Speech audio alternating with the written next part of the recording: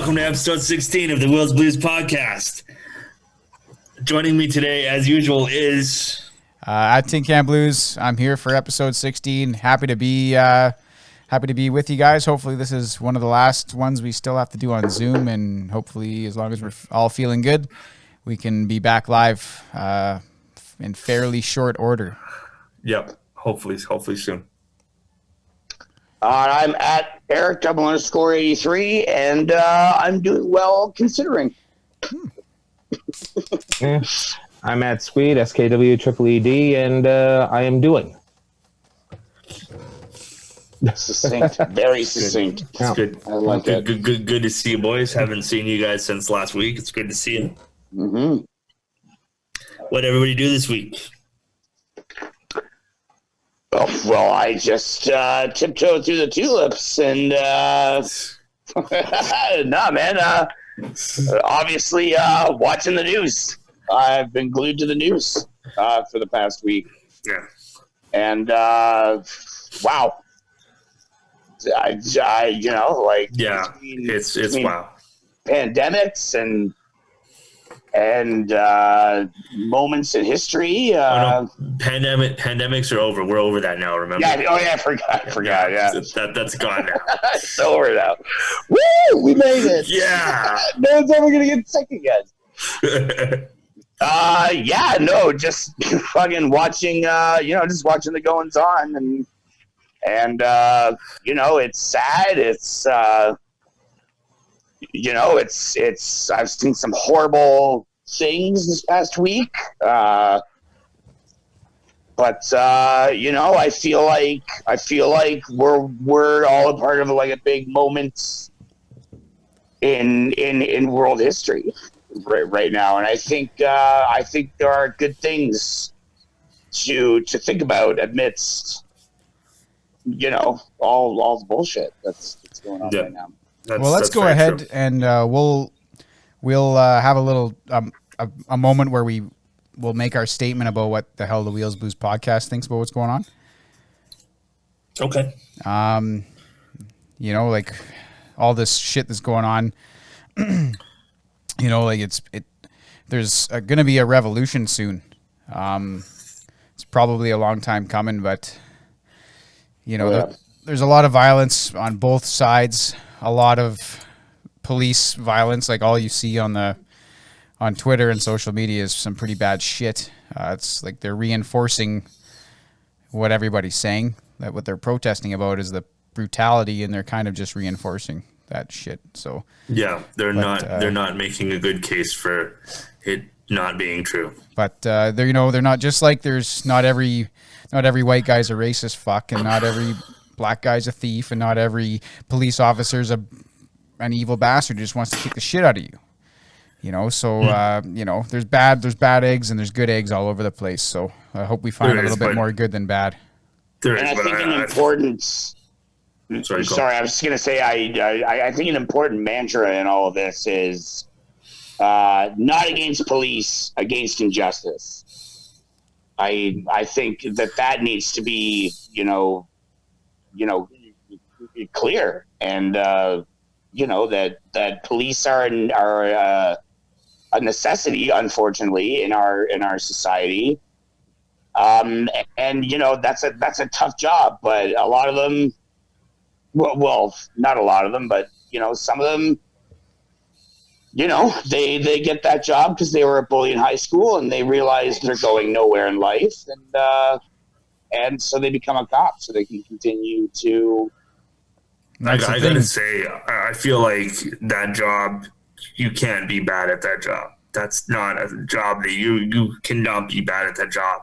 Well, if you are, there just needs to be more accountability for that. There needs to be a billion times more accountability. But yeah, there needs to be more top to bottom accountability and screening and better training, better everything involved in that job. And you can screen, and like I don't think it's a problem because you're giving that job to a human being, and we humans we're a strange species. We're inherently flawed.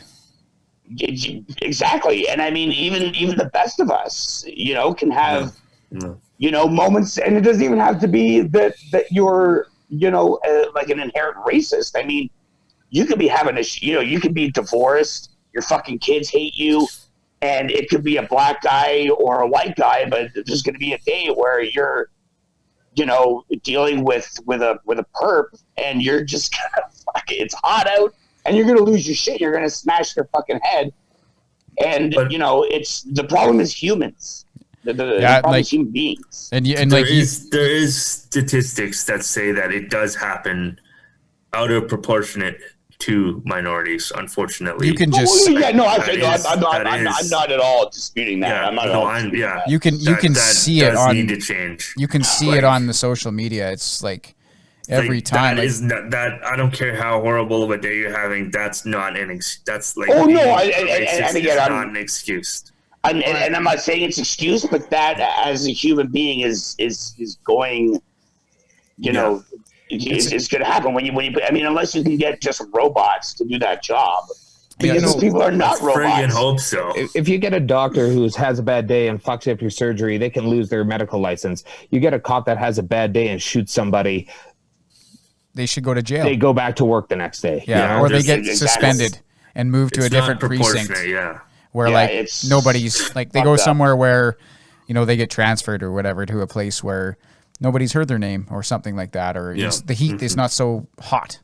Where the crime's not so close. So those guys, they should specifically the guy with the knee on the neck. That guy should be in fucking jail. All of them should be. They all are. Yeah, but the one story I heard, in general population with other black people is where he should be. The one story I heard is the one cop had only been on the job for 2 days. It was like he was like a rookie. Yeah. There was two rookies apparently. Yeah, so they're already throwing that guy under the bus, and it's like but so you're a rookie, and your most senior officer's telling you to back the hell off. Like, what are you gonna do if that was you? That's okay. You have a Wheels. moral obligation to be back. Okay, Wheels. So you started your new job, and you want to fit in with the crew that you think you're gonna be on this crew for 30 years. If you don't know what's right from wrong in that job, you shouldn't do that job. Like they're gonna listen to him. You think guy with 20 years on the force is going to listen to the guy with 2 days on the force? He could have done. There could have been more done. He absolutely could have, but imagine that that's not being filmed. And and the rookie says, hey, get the fuck off him.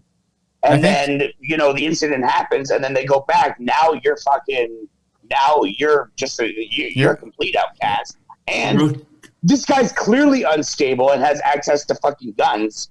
They call it fragging in the military, and it can happen just the same. If you're wearing a blue uniform or green combats, I'm saying that one guy is clearly a evil racist fuck. Like the one guy. He's got the fucking Make America Great hat on at the fucking Trump rallies and all this shit. Hat. You know what I mean? The guy's clearly a Trumper kind of guy. Yeah, but that's not inherently makes a bad person. Not either. necessarily, but it seems like their values, if they share the same values as that fucking guy. Well, if they still share the same values, then it's problematic. I think a ton of them still do. For him for other reasons. There was a thing called the Milgram experiment, which was obedience to authority figures, in which there's two people. One person is allegedly hooked up to a shock device, and there's a person that's supposed to ask questions and administer the shock when they give a wrong answer. And every wrong answer they get, the shock intensity goes up. And so these people were, it was a social experiment, right? So the shock isn't actually going up. The person in the other box isn't actually being shocked, but they're behaving as such. So as they go higher and higher, the guy starts pleading, please stop shocking me. It hurts. I'm having trouble breathing, all this kind of stuff. And the guy's like, I can't keep going on. And because someone in a lab coat with a clipboard says, nope, you signed up for this, is the experiment continue, the overwhelming, I don't know if it's overwhelming, but the majority of people continued to shock until the other person was unresponsive because someone in a lab coat was telling them what to do.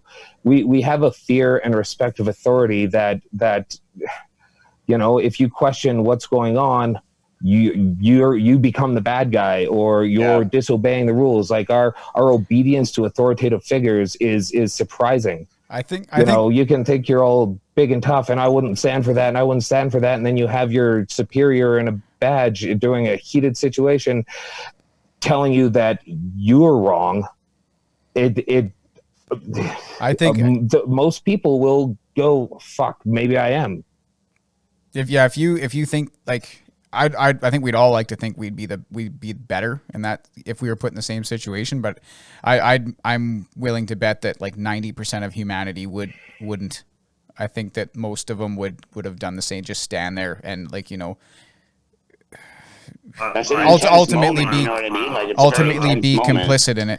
I refuse to believe that. I refuse to believe that majority of people would just let that because happen. like you have to like they don't have the benefit of hindsight. Like they didn't know he was gonna die. Like.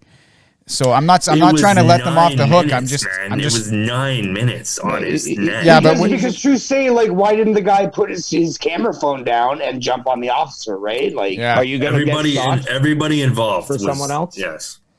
That's another thing. Are you going to get shot for someone else? Yeah. If you go and interfere with officers in a situation like that, they are not going to think twice before they pull their gun and they shoot you. Look what's going on in the States right now. Just for driving home, you get yanked out of your car. If you honk your horn to support the protest, they pull you out of your car, tear gas you, and then beat the shit out of you with a baton.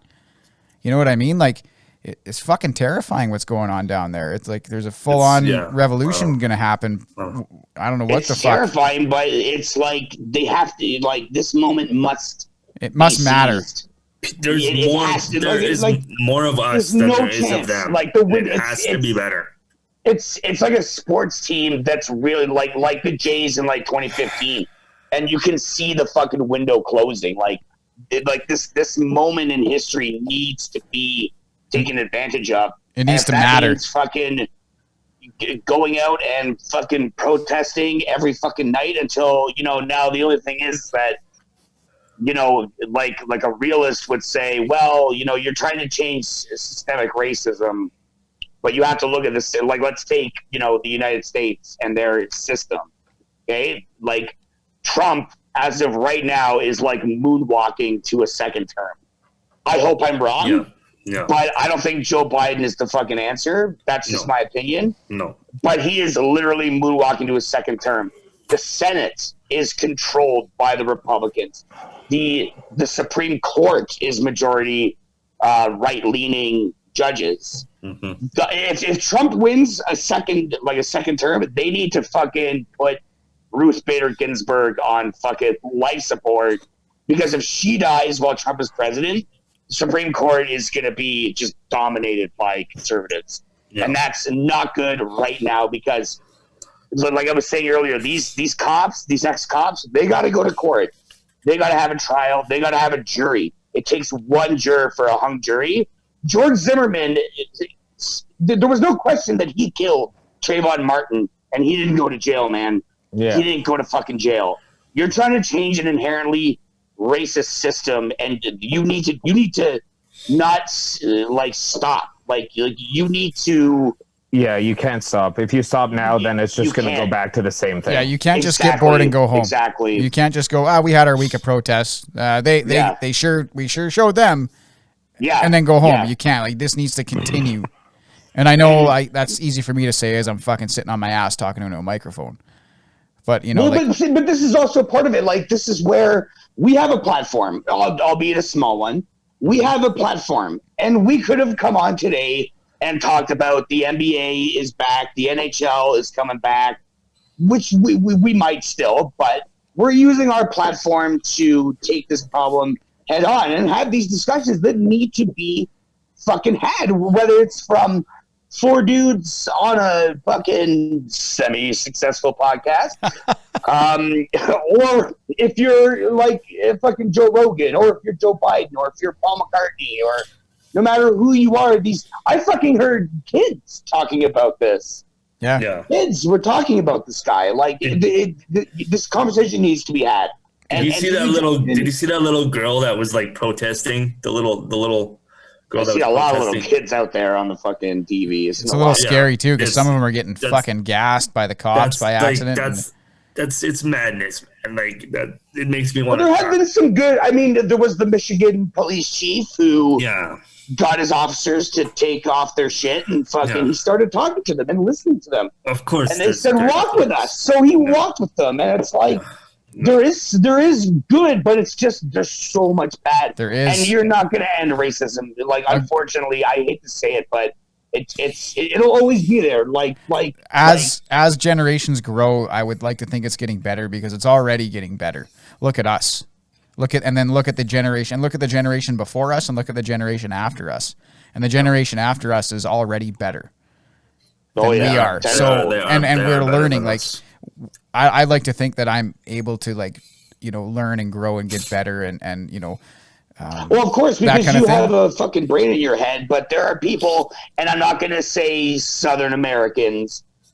There's Southern Americans, and there's a lot of other people out there who just you're not going to. And a lot of rural Alberta and that kind of thing, like a lot of, because you're not going to change their mind, unfortunately. And when you look at the United States and the way they elect, a president, the Electoral College, I mean, those are predominantly whites.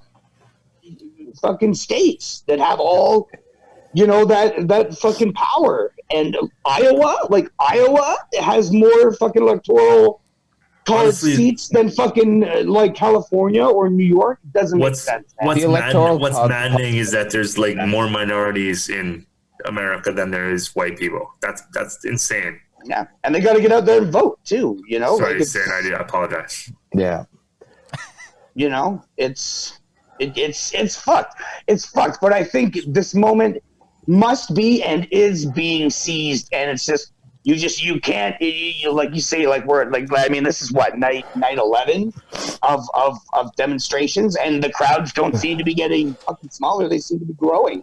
No, and I can say I myself am even learning from this. Absolutely. I'm from a small town with up in Canada where I know there is racism, but it's not a felt thing. We didn't look at each other that way growing up. We didn't have a lot of people of color in our school, but the ones we did, there was no racial harassment. And so, I have a hard time kind of seeing the issue that's happening and how it happens, because I frankly can't comprehend how people can have these views and opinions of someone just because of their poverty line or their skin color or their anything that separates us shouldn't be something that separates us to the point of such a great divide. This is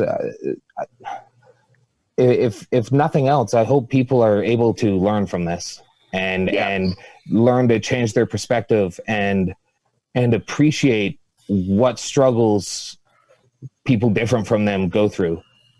Because I still I can't put myself in anyone else's shoes, and this is really teaching me that struggle is so drastically different that it's hard to put into words. It's just impossible to comprehend. It truly is. And my heart is with everyone who's suffering from oppression and who is dealing with these issues, and I if I could give my strength to anyone who needs it, I would. I hope everyone can stay safe, and I hope that this doesn't become something else, because it already seems as if these peaceful demonstrations are being turned into something else. Even there's a lot of that. I mean, even the president seems to be doing a shit ton of antagonizing. He's just pouring fucking gasoline on he's just walking around.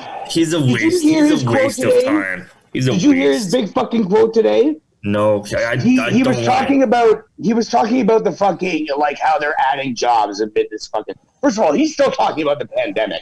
Yeah. That shit's over. Nobody gives a shit about the fucking pandemic anymore. They're gonna give a shit in 2 weeks. In 2 weeks. Well, yeah, true say. But so he was out talking about adding jobs, and had the gall, the nerve, the orange tiny testicles that he has to say that George Floyd would be looking down and would be happy about the strides that America is taking today. And it's like... Yeah, the strides of the protesters walking in the streets, but not the strides of the fucking government. Yeah, did you see his fucking Bible? Like the Bible? Yeah, that was standing there in the face of all the protesters. How robotic was that? And then the thing, tear gassing people away from it. Like a pastor was talking about how they were gassed, and of course the press secretary the next day is saying, "No, they didn't." Who is that fucking Barbie doll? Where did she come from? She was on TV. Worthless. She was on fucking TV. Fuck, I don't know. Of course she was. She's fucking worthless. That I fucking hate listening to her fucking briefings. I hate it. I've been watching them for like the past week. That fucking moron leader, fucking he had the audacity to talk about how much he's helped African Americans. Yeah, he's talking about how much he's helped them. No president in the history has done more for them than I have. Yeah, no, Lincoln definitely did. Yeah, what the fuck, man? Like, do you realize? I love that he always goes to like Dennis Rodman is like his fucking friend, and it's like, dude, he doesn't represent the black. Yeah. He was friends with Kim Jong Il, for Christ's sake. Fucking Dennis Rodman doesn't admit to being friends with Dennis Rodman. Though he was in one of the greatest films ever made. With what fucking Van Damme? Yeah. Don't tell me. Double something. Double take. That's close. It's double team, man. Double team. Yeah. Double team is pretty rad. So yeah, I guess I'm just gonna go ahead and say that the Wheels Boost podcast, I'll speak for us all. We support every fucking thing that the protests are talking about.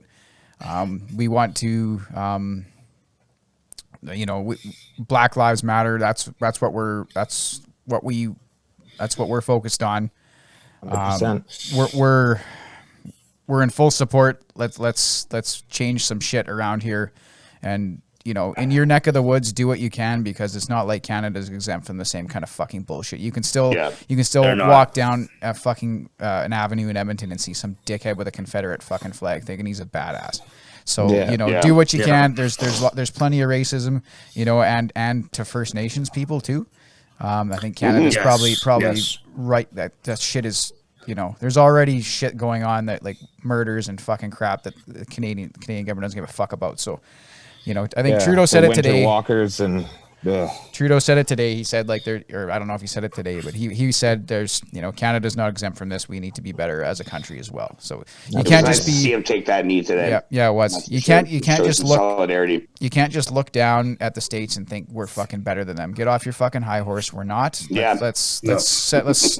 Let's fucking make sure we handle this in our neck of the woods. Every one of you listening, just fucking do a little bit in your neck of the woods. That's all you can do. Be better. Everybody just be better. And look, it doesn't have to be donating money. It's a hard time for everybody. Not everyone has a lot of money. Find a black, group in your area and fucking subscribe to their newsletter. Watch the videos that they put out and don't skip the ads, because they get revenue from those ads. Yeah. And, just support their business. Small shit like that, man. It's small shit like that. You can fucking shoot someone a smile. Yeah. God sakes, just fucking be fucking nice to people. And look, if you don't like someone, there's probably 100 good reasons not to like someone, and skin color is not on any of. It's never a reason to not like someone. At all, ever. Well said, boys. We stand with you all. We stand with you all. Yeah. All right. Fight the fucking power. And hey, fuck Roger Goodell too, by the way. Yeah. Did that fucking moron say some stupid racist shit, or what did he say? Well, he's fucking going on about how they agree. He put out a video that he agrees with everything that's going on, and says that the NFL stands with them. And it's like, reinstate Colin Kaepernick now. And you fucking you give him a public apology on opening fucking day. You owe him millions of dollars. You give him an apology, and then you give him millions. You owe him a public apology, and you need to reinstate him today. I don't give a shit if he can throw a football anymore. You know what? He needs to be reinstated today. You know what you owe him? I hope every athlete in the NFL takes a knee. Now, Goodell needs to take a knee. You know who needs to take the knee? Do you know who needs to take the knee? Tom Brady needs to take a knee. No, Tom Brady. He's the face of that league. Yeah, Tom Brady needs to get down on his fucking knee. Yeah, he does. And say, hey, because if Tom Brady does it, everybody will. Fucking JJ Watt, because you know JJ Watt would do it, obviously. Yeah. Drew Brees is kind of iffy. He backpedals any farther, he's gonna fall off the flat earth like that. That fucking piece of shit. Like someone like a Tom Brady, or if like Peyton Manning is still playing, you know, you take that knee as a white quarterback in the NFL. You do it. Yeah. Take that fucking knee. Gronk, take the knee, man. Yeah. Did you see all that bullshit? Chris, he pointed out at C Potterface. He's a good follow on Twitter. He pointed out some stuff like that, just like the pure like hypocrisy, like Chicago Blackhawks and the Eskimos, and especially the Washington fucking Redskins, pointing out how much they care about racism. Yeah, it's just kind of like, do you though? Like, I mean, I'm not a big. Change your fucking name, dude. Yeah, Change your fucking name. People fucking hate your name. Those are just the three. The fans will love it. The fans get to choose. Yeah. You know, you do it on Twitter. It'd be great. You're putting re-interest in your fucking football team. Yeah. Maybe you grab some people who weren't fans before. They'd be like, "Oh, look at these guys. These guys are super progressive." And then you're like the Washington Trailblazers. But you know, like, I don't like all that cancel culture crap where everything has to be canceled just because it offends somebody. I don't really like that too much. But in this case, in this situation and what's going on right now, yeah, I'd say it's something that needs to be done. Just like if you want to show support, well, there you fucking go. Or rebrand a little bit. But you're going to piss because there's fucking people that just, for some reason, that's just like a hill they fucking will die on. Yeah. You want to change? I've been watching this team since 19. Blah, blah, blah. It's the hill they will. My father was a Redskins fan. It wasn't racist to him. Yeah. I think what you do is you find the group of people who that's racist towards, and you ask them what they think. Yeah. And then you see what they think. And there are some who aren't bothered by it, but I think the majority are fucking bothered so by you it. find them and you go like, well, you know, some people are, but I think it's insensitive. I think it's 2020. Let's change that fucking shit. And, you know, maybe right now that you fucking open your ears and listen a little bit, like, to what the fuck they're saying, and quit trying to assume or put words in their mouth. Yeah. Like, they're fucking like, well, you got to change the Eskimo. Did anyone go talk to an Eskimo? Is that racist if I say Eskimo? Am I supposed to say Inuit? Inuit. Okay, Inuit. I apologize for that. Anyway, so we're done. And we're done. Wheels Blues is canceled. Canceled podcast. Fucking. It was fun. It was fun, everybody. That Tin Can Blues drug through mud. We had a good run. Stay tuned for the Sid, Eric, and Justin show. New statement from the Wheels Blues show. We wish to distance ourselves from the words of that Tin Can Blues. Yeah, anyway, you know, like, go ask and fucking film it and put it on the news. Like, yes, this offends us, you know, like it's insensitive. We prefer not, like, you know what I mean? Like, you gotta figure out, because if anything, it just educates people, because some people just don't fucking know. I love what you said there. Like find someone that is offended and fucking listen to them. Yeah. Just fucking listen to them. Yeah. That is a part of our privilege. We can fucking listen to people. Well, and the other thing is, like, there is a lot of, like, we are in that privilege in the sense that, like, we feel like some people feel like they should be offended for the race that's being discriminated, or I do see a lot of that too. You know, like, I'm not particularly fond of that either. Yeah, it seems there's a lot of putting their words in their mouth by something that's, you know what I mean. And it just seems really disingenuous. A lot of the I'm offended for. Yeah, you're disgusted, but you're not offended. You can't be offended by something. So, like, you need to find some, like, go find a Native American. Say, what do you think about the Washington Redskins name? Like, it's the most offensive of them all, I think. Like, it's pretty fucking bad. Like, yeah. And that's not even taking into account, like, all the college teams that may or may not have offensive names, and like every other, like, minor league team. Yeah, and, like, there'll be probably more of them because it doesn't get as much press. Yeah, so, sure. You know, at least like the Cleveland Indians, they don't have the Blue Wahoo guy anymore. Like, they just have the C now, right? Is that true, Daniels? Yeah. Okay. Yeah. And, like, I mean, so they are still the Indians, but that fucking Chief Wahoo is fucking gone. He's gone. Yeah. Because that was a pretty fucking racist fucking caricature. You know, so 100%. Like 100%. So, I mean, I guess, like, that, you know, that's kind of like a good middle ground. You didn't change the name, but you got rid of the racist fucking icon. Now you go find another. It's a start, right? You go find a Native American. That's still offensive. That was also my buddy Zach's favorite hat, and he's a Métis fella. You know what? Yeah, I used that's to what think I it was mean. a Like, you go fucking find dope logo. Like I used to love the logo, but that was. I have a Blackhawks jersey. I love the Blackhawks jersey. It's the nice logo. It's a slick logo. Yeah. Slick logo. So you got to find a Native American and ask him how he feels. Ask her how she feels. Whatever. Like, yeah. And take it a step further from that too. And not only ask them how they feel about it, ask them what you can do to help them out in their cause. Is there anything I can do to help you out in your fucking cause? Can I sign a petition? Can I fucking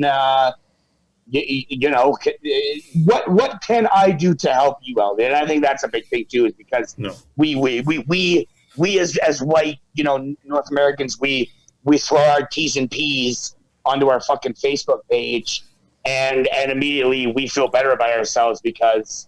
And really, you're doing jack shit. You're not in my thoughts and prayers, and it's like, shut the fuck up with your fucking T's and P's. Yeah. And do some real shit. Yeah, do and something. Realistically, you were only in their thoughts and prayers until they posted that, and then you stopped. Yeah. Because that's my your due diligence. That's my good deed you don't for have the to worry week. about them anymore. You did your part. Yeah. It's so sad. Yeah. Oh, fuck, make him happy then, jerk. Yeah, go do something. Anyways. It's fucking right. So let's do this Pink Whitney. Yeah. Let's do this Pink Whitney in the name of racial harmony, in the name of fair justice for all. And if you're listening, if you're a listener in the States, hit us up. Let us know what's going on down there. Be fucking safe and we do have American listeners. Please let us know. Absolutely. Cheers, boys. There you go. Cheers. Mazel tov. You're not drinking Pink Whitney there? Dude, I'm off the Tin Whitney Can? for tonight. I know that's blasphemy, but It's one fucking night. I know. But I think the old. How come I didn't get that option? Well, I know, glorious leaders. You think you would have, You'd think. So that was good. Thanks for dropping in, Tin Can, and we'll see you next week. Yeah. So you're definitely fired. Yeah, sorry, glorious leader. Were you overruled by your executive decision maker at your No, house? actually, I woke up last Saturday. Like I've been reading I read the ingredients on that Pink Whitney, and I was like, okay, I don't want to hear this then. Okay. All right. Well, if I can plug your ears, I'll tell you why. Because I read, and it says, a thought, princess. It says natural do grain. better and don't drink as much when you're No. It has nothing to do with that. Natural grain spirits it has gluten. I'm pretty sure, so it really fucks me up. Are you are you a celiac? Yeah, I'm a celiac. No, his dick's gonna fly off, and he's very concerned about it. Yeah. Yes, I am a celiac. Are you a real celiac, or did somebody make you be a celiac? I am a diagnosed by the doctor.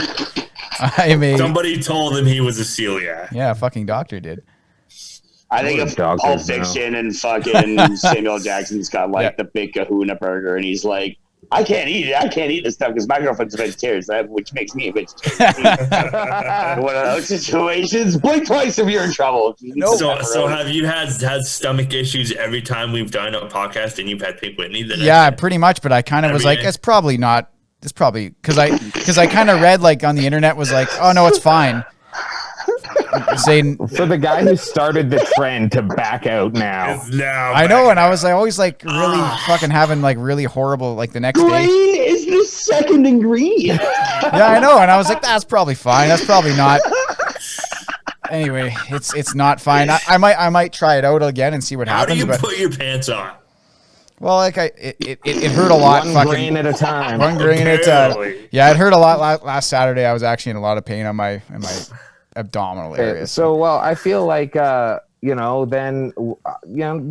episode 20 and on, maybe for 10 or 20 episodes, I'll introduce the podcast and we drink scotch every Friday. Oh, God. Okay. I'm down for that. Well, that was easy. All right. Well, let's put out a poll to the listeners. Should we switch? I know Pink Whitney's a staple. For you. This is all you, man. You guys You're the one that introduced the Pink Whitney. Oh, we got to support Ryan Whitney. He's an Edmonton Oiler. And He only has $17 million left. Pink Whitney will support us. Yeah, we haven't heard from Pink fucking Whitney. Oh, yeah. I don't think Pink Whitney gives a flying fuck about us. They don't give a shit about us. What have we done for them? Fuck about aside them. from all this free press? Yeah, I hashtagged them in the to like 30 people. Right. Should we dox Pink Whitney? Oh yeah, because that'll work. Let's get all the K-pop stands on Twitter to fucking start hating on fucking Pink Whitney. Oh god. Hashtag boycott Pink Whitney. Oh man, I've been loving that too on Twitter. Like the past week, like every time like you see like All Lives Matter is like fucking like trending, and then it's just. It's like the fucking K-poppers are just fucking spamming the shit out of it. Yeah. Nothing. Yeah. Good on them. Good on those K-pop weirdos. Good shit. Yeah, dudes. And I, so speaking of hockey. Yeah. I'm glad I could slip that in there. Speaking of hockey. According to the NHL, Phase 2 has begun. The Oilers are allowed to have skaters back, and I'm pretty sure Toronto is too. Well, Oilers.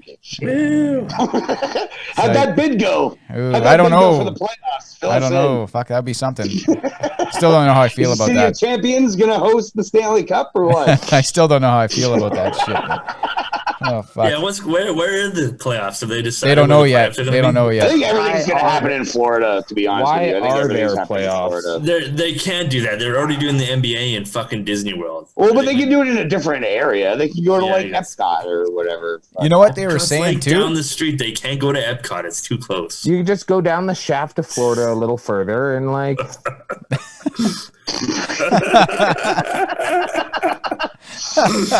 Fucking Key West, baby. Maybe around the balls of Florida. Yeah, now they're saying too, like the NHL has looked into it, and like they're like, okay, if we start the season a bit later and we play hockey into and through the summer, and then we avoid, like you would avoid like any sort of like when the hockey season's starting, the World Series or so, like you're fighting with ratings there, so they'd be like, now your playoffs are happening kind of when when does baseball start? May, April? I have no idea when baseball is starting. No, I mean like in general before all this. Oh yeah, so like late March, early April is the regular season. Yeah. So now like the NHL playoffs are starting then, and then the baseball season is starting, but baseball's got a shit ton of fans, so I don't know. Now you like so in the summertime and like I guess you're in the heat of the moment though, for baseball like in fucking August and shit. It's like it's a stretch drive. Like it's hard for me to say when baseball starts with no hockey going on because. Baseball is starting when you're watching the Leafs and the crowd is chanting "Go Jays, go!" because they're losing to Boston for the 7th time in a row. Baseball. Eggo wobbles on the ice. Baseball's gonna start. Season. We don't have to be here. We can go now. When all the golf clubs around Toronto are booked up. Fucking Austin Matthews on fucking 16 tee times for the next 10 weeks. Yeah, I guess. I'm waiting for like the next Jays game where fucking like the other team has to call in like a relief pitcher and it's some fucking janitor fucking asshole. He throws like 3 no-hit innings. Yeah. Like fuck. That's it for Toronto. Baseball team lost to a fucking janitor too. Fuck. Yeah. Gummy Joe shuts down Jays. Yeah, it's like you think people are gonna still shit on the Houston Astros? Are they still going to get crap? Oh, my God, dude, that happened 10 years ago.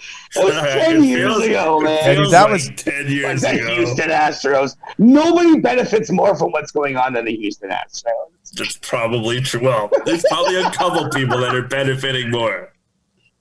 It's going to be like their first game and someone's going to boo them and be like, why are they booing them? I don't understand. What happened? Jeff Bezos and Elon Musk are benefiting a lot right now.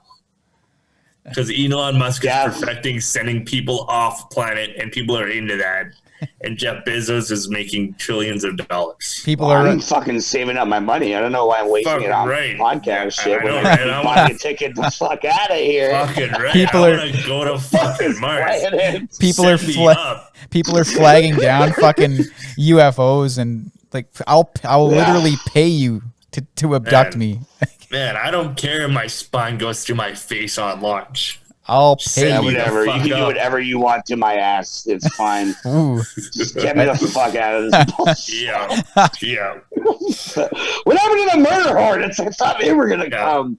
It's like fucking. Yeah, it's like the X-Files Monster of the Week episode. It's like, oh, something scary, and nobody cares. Nobody cares. The murder hornets probably saw everything. We're like, yeah, we don't need to be here. They're doing this to themselves. Do you remember like the raging out of control forest fires in Chernobyl that were raining down radioactive ash in April? Oh fuck! I didn't even realize that. When the fuck did that happen?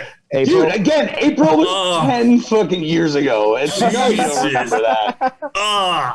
Yeah, dude, you know what? Fresh in your mind is fucking Benghazi, for God's sake. Remember when Australia was on fire? That's how the year started. That's how the year started. Fuck. What year? Like this year? Yeah, that was it this year? I'm starting to think this is horrible. This is horrible. But I'm starting to think that Kobe Bryant could fucking see the future and was like, you know what? No. So, I think we're in a big simulation, and whoever's controlling it went, oh fuck, sick. I hit level 2020. I unlocked natural disasters, unlimited disasters. Unlimited disasters. Plague here, international flights going back and forth. Fucking murder hornets. Dude, speaking of that, meme, it was like a bunch of like aliens. And it was like we're on next. Fuck, I'm so nervous. I like that one. Dude, I did enjoy that. Dude, because when anyone it's like, oh, like if an alien landed on my fucking balcony right now, I wouldn't even be like shocked. I'd be like, yeah, that's fucking yeah. Yo, dog, can I come? Face mask on, dude. Yeah. Hey, Sid, social distancing, motherfucker. Sid, I did listen to that today, by the way. The latest episode of the Conspiracy Theories podcast, where they talk about how your life's the simulation. They talk about the 3 different kinds, or whatever, like the Truman Show kind, where you're all alone in the simulation. Is that like a theory? There's 3 different kinds of simulations. Can you tell me? Well, if you let him continue talking, I'm sure he was about to explain them. Yes. Sorry. I think what they said was like there's actually you're either living in the simulation or you're living in the generation that's going to invent the simulation. Yeah. So like you're already in it, or it's going to get invented in your lifetime or something. And future us loves us past us so much, if that's the case, that we just wanted everyone to suffer just like everyone else did. So we learn a lesson. But then or whatever. The podcast, it was talking about like whenever anyone said like we're living in a simulation, I always just kind of like my brain went to like everybody in the whole world is living in a simulation and we're all humans living in a simulation. But then they were talking about how you're the only one in the simulation, but everyone else is just AI. And NPCs, if you will. And then I was like, oh, that means I'm the only one who's actually real. And like you guys are all just 4 heads on a computer. But but does that mean you're controlling the situation or the simulation? Because if you are, you fucked up. No, I'm not. To start over. No. One person, Ed Harris in a funny hat, and he's controlling. No, you don't. You 3 don't actually exist. I'm the only one that actually exists. You're 3 are a simulation, and I'm the only one that exists. And I like the idea of like explaining the Mandela effects through like patch notes. Not everyone got the patch to change like Berenstain to Berenstain. Not everyone got the patch that Shazam isn't a movie anymore, and now it's Kazam with Shaquille O'Neal. It's not Shazam with Sinbad. Yeah, so which one do you guys remember? They know it was a movie. Which one do you guys remember? I've never heard that one. Shazam? Yeah. I've never heard of Shazam either, but I've heard of Kazam. Did they get rid of it? No. Did Mandela Effect get rid of that movie? No. They say that when the patch went out in the simulation, it didn't patch everybody. So half the population, or a certain amount of them, remember with specific scenes the movie Shazam, and the other half remember Kazam with Shaquille O'Neal. Yeah. And I remember Berenstain Kazam. and Berenstain. And I remember Berenstein. I don't like. I look at the Google now. Yeah, the Berenstein. Oh, so I got the patch on that. So I got the patch. So yeah, that works because I thought it was Berenstain as well. Yeah, it's Berenstain. I always thought it was Berenstain. It's IEN, but if you look at Google, it's not. It's AIN. The way you pronounce the word Berenstein. No. The spelling. EI or AI. Yeah. So if you read the Berenstein Bears books, so did anybody else read those when they were kids? Oh yeah. Yes, okay. Yes, I did, so yes. How do you remember it, Justin? Is it Berenstein or Berenstain? I thought it was Berenstein. Berenstain. Look it up on Google. It isn't. That's what I remember, but it's Berenstain. It's Berenstain. So we all got the patch. Because I What about the Febreze one? What about the Febreze one? Febreze. What? Febreze back in the day used to have two E's. It used to be FEBREEZE. Now it's only BREZ. Isn't that just a rebranding? They took an E out. No. They took an E out. Then Mandela Effect got rid of the E.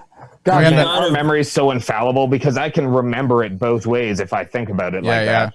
But Berenstain, I can't remember it. And then if I look at the tell. books that I have here, Berenstein Bears for Bruce, they fucking say Berenstain. And I if you were gonna say Berenstein, I was gonna shit my drill. Berenstain, yeah. And I like looking at them, like my brain is like, no, that's not how it like. I remember looking at these when I was a kid. What? Whoa! See? What the fuck? A literal mind is blowing up right now. How is that possible? You won't be able to even find the other spelling. It says Berenstain. That's no. What the fuck? You won't. I did not need that this week. You're like gonna slowly start disappearing like Back to the Future. Dude, Jesus. We all got that patch and we all got the Kazam patch. Because the only Shazam I know is the one from DC Comics. I feel like Sinbad was a better choice. What the awesome shit? Kazam with Shaquille O'Neal was awesome, was it? Justin, please elaborate. Give me your Roger. Because you were the only guy that saw that fucking movie, apparently. No, Shazam was awesome. Like the DC Comics movie was awesome. That's what I would say. Yeah, we're talking about starring Shazam. Sinbad. And Shazam was not awesome either. That was not a good movie. You don't like those kind of movies, though, so you don't really like any of them. I do like those kinds of movies. They just don't make good ones. Whoa. Maybe you should write a letter to the Mandela Effect. Maybe in your alternate reality, they made better ones. Dear, to whom it may concern, make these fucking movies better. Can I have 20 years ago Sinbad in a movie about him being a genie? Because that'd be fucking sweet. Yeah, that fucking weirded me out when you pointed out. I think it was you said that pointed out the Berenstain thing, and I was like, what the fuck? That's amazing. I thought that is wow. You can even go back to like the original printings, and it's not Berenstain. And I swear to there's no way any higher power that existed, I fucking remember seeing it with an E. Yeah. So yeah, absolutely. That is one that I really strongly remember. Yeah, me too. Everything else, I'm kind of like, memory's pretty fallible. But I'm like, man, I read those books a lot as a kid. I had them for years because I read them to my little sister. Like, I remember it. But do I? Yeah, it was super cool. Like, I don't know. Are you in a simulation where like you're the only one who's not aware? And like, Christ, I need to be running on better hardware then because this shit sucks. Yeah. So if we're in a simulation and the guy discovered ultimate fucking natural disasters mode and fucking widespread plague mode and fucking, protest mode and all this and fucking, Well, it's just going to burn out and one of the other billion simulations is going to go. Yeah, so then they say like it's just people testing simulations. So like whenever something crazy happens, it's like there's like 1 million or 1 billion simulations and you're just the simulation they're testing that out in just to see what happens. So what's to say when this simulation burns to a fiery death, we don't remember it differently, and there's going to be those people who are going to be like, oh man, no man, we're all doomed, man, the world's already over, man. And there's going to be like those people who didn't get the fucking data transfer, got corrupted on the way over to the new simulation. Yeah, or the ones that like it didn't the transfer over to the new simulation, it didn't go smoothly. So they retained memories of the past simulation just because of how the programming worked or something. So you're supposed to have your memory wiped and then just like, who's to say like there's that. Could you hold on? Wait. So there's a paradox that says the last Thursday paradox, where everything since Thursday is like everything that you remember is just a figment of your imagination. It never actually happened. It's just been put in your head. Yeah. Like, so there's only like 2 days of the week. Or whatever. You whatever. Stopped on Thursday. Yeah, everything stopped on Thursday, but like you think everything happened because you remember it happening, and there might be a picture of it, but that could be put there by the simulation. So like you have zero proof. But you took the picture. Yeah, but they put that in your memory. The simulation programmed that into your memory. There's something. How weak and fragile the human mind is, yo. The power of suggestion. I don't believe we already believe learned in any of that hypnosis crap. We've already proven that people will literally kill someone because someone in a lab coat tells them to keep going with an experiment. You really think we're so mentally strong that a little bit of fucking suggestion or hypnosis is just going to not Justin, change everyone's perspective? Justin, what exactly did you do 2 Mondays ago? Yeah. I'm old as shit. Yeah. I can't remember that. It's because you don't have enough. You're glitching. It's because there's nothing happened. It's because there's not enough memory. You don't have enough RAM on your system it just throws that shit away. That's why you can't remember. I was watching like Rogan, and he said our brains can't actually hold all the information that we have. That's why we like throw fucking shit out. When you pass through a doorway, your mind forgets what you were doing in the past room instantaneously. That's why if you leave a room to pick something up, because I need this for this. The second you get into another room, if you're not thinking about that object, you forget why you went into the room. And it's because our mind just throws that kind of stuff away. Like we have huge memory banks, huge memory banks, but it's all, do you remember how to go upstairs? No, you just go upstairs. Do you remember how to breathe? No, you just breathe. That memory is constantly working and sending electronic stimulus to your muscles and all over your body so that you don't have to think about reaching to open a door. You just think about, hey, Daniels, there's a door and I'm going through it. Where exactly are your house keys right now? They're in front of me on the kitchen table. Oh, okay, well, that didn't work. Because I always fucking put them there, and that's you could ask me the question every single Monday. Every single Monday. Okay, but then it would be muscle memory because there is people that have like rigid. I don't have a rigid routine in my life, so that's probably why I don't remember what I did 2 Mondays ago. But if I had a rigid set routine, like if I did the same thing and ate the same thing every day, like the fucking Rock, I'm sure the Rock knows every single thing that he does. Yeah, but then you would only be remembering. Every day just blend to be the same, so there's no chance of fallibility. Okay, so you're scaring the shit out of me now. You would only be remembering what you did yesterday because you did the same thing every day.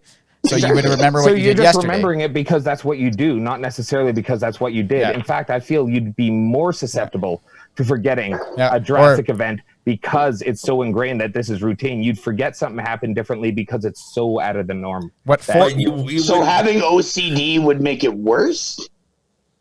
Possibly. Wheels, what did you go as for Halloween 4 Halloweens ago? 4 Halloweens ago, I was Batman. Were you Batman every year?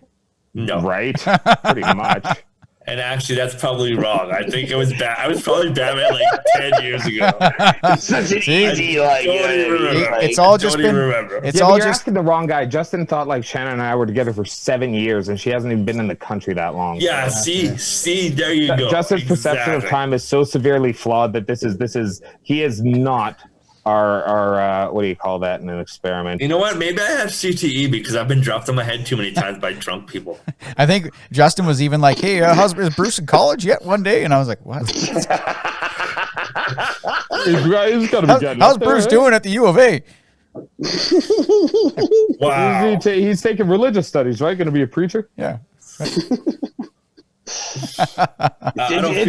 It's certainly interesting, like, you know what I mean, and the whole concept of it.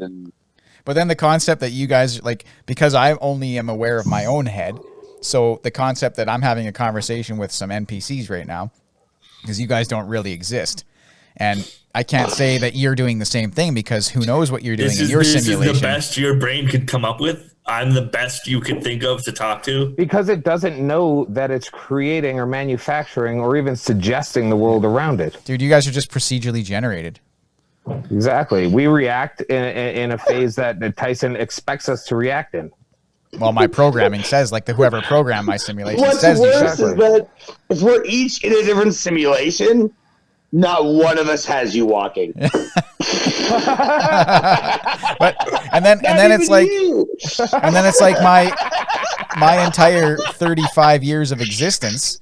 That's who knows if it happened? Fucking principle though. He could have. See, this is why all the preachers were right, man. If fucking Jim Jones or not Jim Jones, don't do it. Don't say it. If one of those preachers would have just smacked you upside the head, been like walk, and you would have been like, son of a bitch is right. No. Holy fuck, I create my reality. Yeah, no, because you're not going to allow the system to read that you'd believe that kind of scenario. So obviously, it's never going to lay the lines for you to get to that position in life in which you are going to allow yourself to be cured by the grace and glory of God. Sid, it's pronounced God. Jihad. Okay, I'm about to fire myself. So anyway, did we all live in a simulation? Who knows? Oh God, if so, then like I can do whatever I want. Sid, I promise you can't fly, Sid. I would immediately be brought back, and it's like, what happened? It's like, I pushed a lady. I could get away with it. There's an interesting show on Amazon Prime too called Upload, and it's like the whole concept where when you're dying, you just get uploaded to a like a server, which is like, and then like you're programmed, like it's in the future. You're programmed to like you're you, except like you're only programmed with the memories that they like the programmers put back in you from that they download from your brain. Yeah, and they can alter it if they want and stuff. And like if it's a few months back, you know, you come back missing a few months, and they kind of remind you of it. Tyson, I think you'd really enjoy this book called Otherland. It's 4 books. It's written by Tad Williams. It's like in the 90s, but it's all about this wealthy cabal of evil, sinister men who are trying to create this online realm in which they can transplant their identity, their essence, basically. Yeah, but then into the online world, but they do it by like they're abducting children who are online and taking their essence, and it puts them into a coma state. And it follows like 10 different stories into this thing called the Grail Brotherhood, and it's a really, really amazingly good read. That sounds pretty cool. I highly recommend. But that's like the ultimate existential crisis, though. Like if we arrive at the technology, what's that movie with Johnny Depp where he does that? He uploads himself. Fuck, I can't remember. I never watched that. Transcendence. Okay, so if you ever get to the point where your consciousness is uploaded to some simulation somewhere. Kurzweil, isn't it? Yeah, I don't know. But if you are, is it really you? Like what classifies you as you? Is it your consciousness? Well, exactly. So like if you get uploaded, the soul, right? Yeah, is it the soul, or is it your, like, if you downloaded all my memories and you put them into a computer, and like that computer simulation you could still interact with, like in the show Upload, you can just call them on the phone if you want. You can call the simulation, they'll pick up and FaceTime just like they're alive, except the only thing you can't do is physically touch them. Unless you buy like a suit, and then you can. And like, it's a really funny part where his girlfriend's like, I bought the sex suit for you, baby. And like, she's like in the simulation where he's been uploaded. She's in fucking all this wicked lingerie. And then it just kind of flashes to the real world, and she's in this huge fucking blue suit, this like with the fucking huge goggles on. And it's kind of funny because she's like trying to like be all sexy about it, but she's in this fucking huge suit. So yeah, I feel like the only way to test that would be to weigh the hard drive that yourself is transferred to at the time of your death. And when your body loses that 21 grams, if the hard drive gains it, then your essence has been successfully transferred into Yeah, but so you're talking to a computer program simulation of yourself that has all your memories and possibly, depending on how the programming and technology works, perhaps your personality. But is it really? Yeah. But like every experience they have from then on if it gains weight, man. Only if it I gains don't. weight. You know, like, is it you? I don't know. No, I just what is it, like a gremlin? No, it's just there's like that scientific study where like at the time of death a body loses 21 grams. I didn't know that. I did not know that either. No. Could that not be because you excrete after you die? Well, I don't think he's like going, oh, they shit themselves, better scrape that up and weigh it. The 21 grams experiment refers to a scientific study published in 1907.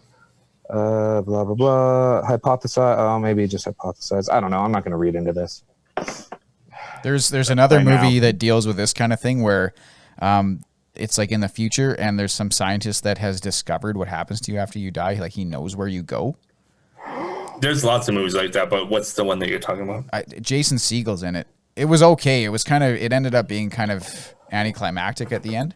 Like there's a good. I know what movie that is. Yeah. Like it's kind of like it's not really like any heaven or anything. It's just kind of like they end up reliving their own memories. Like they hook dead bodies up to this brain scanner and they go in and they can see what they're seeing, and they're just like living in their own head essentially. Like their consciousness. God, that's the last place I want to be when I'm dead. Yeah, no shit. I got to relive all this nonsense. Oh yeah, like, hey, so we're gonna throw you back into 2020. No, please put me in purgatory. Yeah. Do you remember when people were like, fuck 2016. This is bullshit. I feel like when like what was probably like so two celebrities died or something, and they were like, everyone was like, I can't handle it. You know, like yeah, probably. Oh my God, these people that I have pseudo, what do you call it? Like pseudo Paris.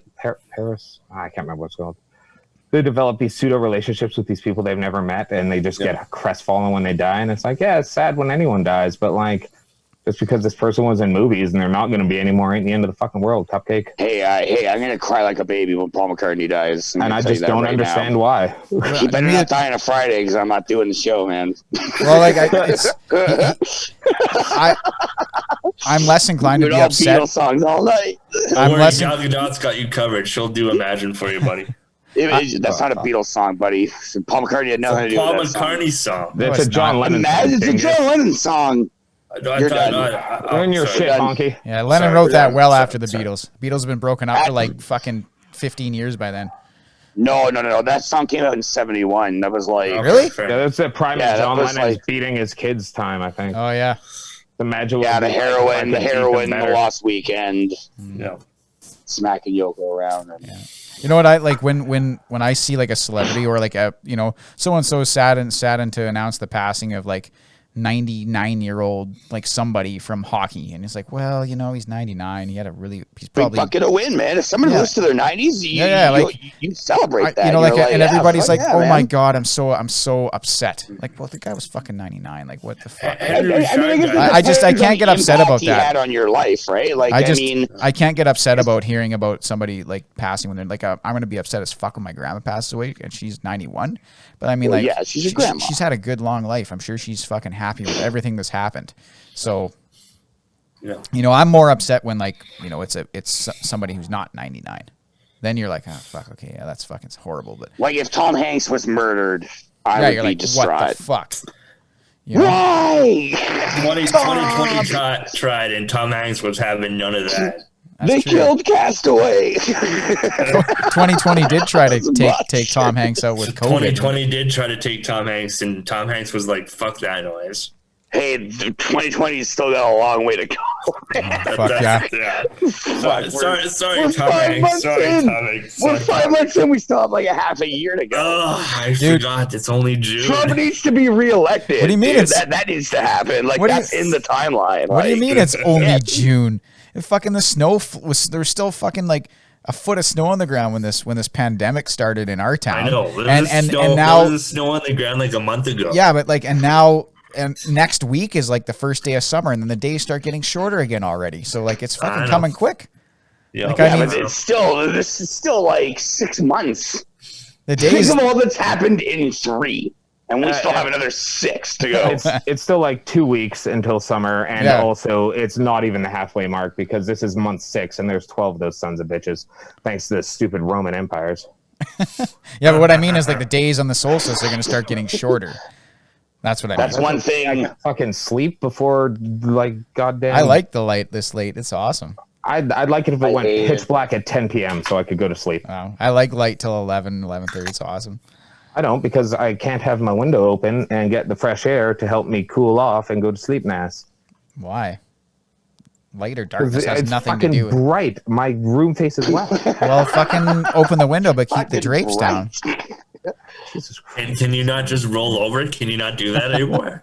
I can roll over fine, but it's a window in a small white room. Well, get What do you think? The sun just like point of focus and the rest of the room stays dark? Get one of them blackout masks, man. Like fucking adapt. Get a Let's staff go. of raw. That seems to concentrate the sunlight. That's what you need. Every home should have a staff of raw. The sun. Staff of raw. Okay, I'm putting it on my Amazon wish list right Yeah, now. there you go. Staff no. raw. Do you know He's any? so raw. Do you know any Ma and Pa shops I can get that from? I don't really want to give Jeff Bezos any money. You know, there's some old I lady. do, but you'd have to go to Morocco. You know, there's some old lady I downtown don't who's think I like, can fly in there right now. I don't know, Sonny. Let me check the back room. I might have something kicking around there. And just give me a moment. And then he goes in the back Mother, do room. we still have the Yeah. staff of raw? Goes to the back. Oh, I got this thing. Some guy dropped it off a while back, and it's wrapped up in his bed sheet. And you can have a look at it if you want, there, Sonny Boo. And if you want to buy it from me. And then you get fucking staff of raw. I mean, did you even go try that? That's a fantastic old lady voice. Yeah, pretty good, eh? Maybe I should apply to like some fucking voiceover shit, eh? I've often thought of it Big Britch's microphone over here. because I'm so ugly. I figured maybe I picked the wrong career. Yeah, to be honest, voice acting always seemed like a cool option just Dude, because. imagine being that. You're doing like anime and video games, which are two of the best forms of entertainment ever. Imagine And, being the guy who did Red You Dead. can look however the fuck you want. Whoa! Like, imagine Fuck being yeah. Arthur. Like that guy. Sid could be. Sid could. Oh yeah. But like, imagine being that voiceover guy for like 4 years. You're working on this badass Right. game, and you're just going like, You're yeah, just boy. every day, but like non-disclosure agreements. So people are like, "Why are you talking like that?" Oh, it's just for a rule. I was pretty What's it for? excited. Space mutants. Sure. Why do you talk like that? Well, there's cowboys in space. Then you see the movie. just feeding them a line so you don't get busted for your NDA.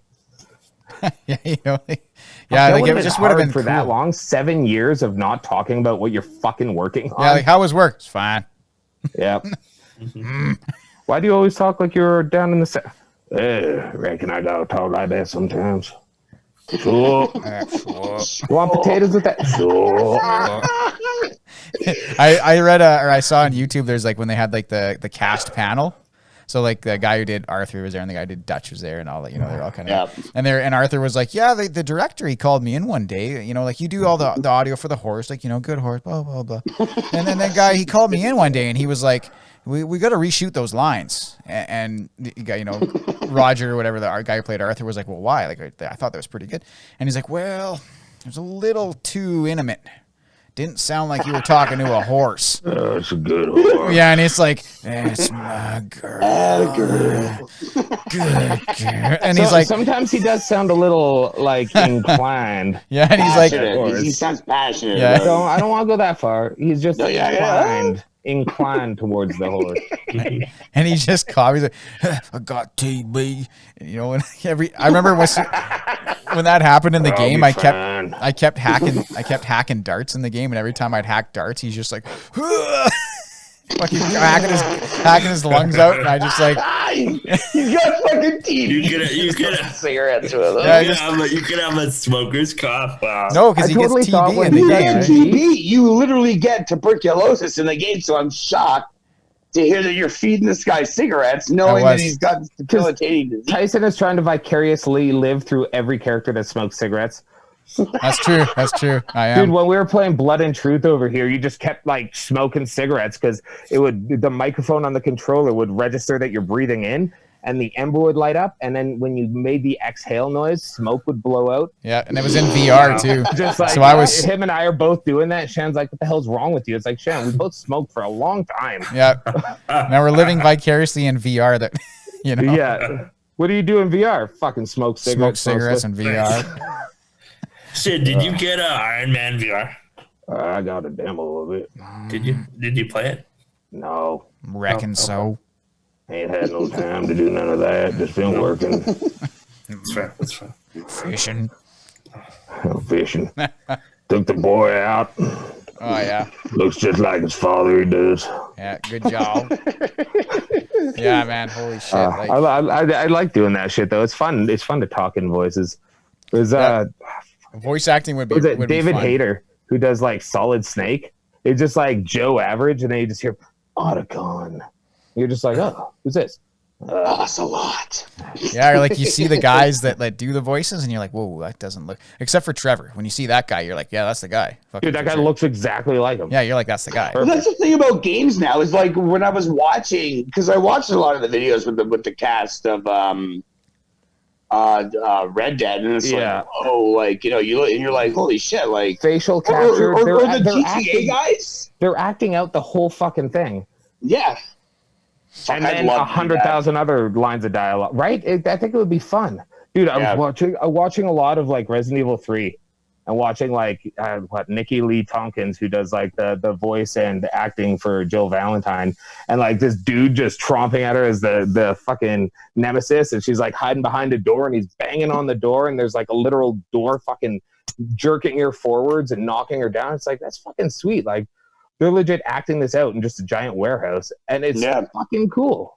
Yeah, like the camera watching their facial movements and everything. Like, it's, man, before, like, you know, I'm big Resident Evil fan, as everyone knows, and you know the voice acting in that is iconically bad.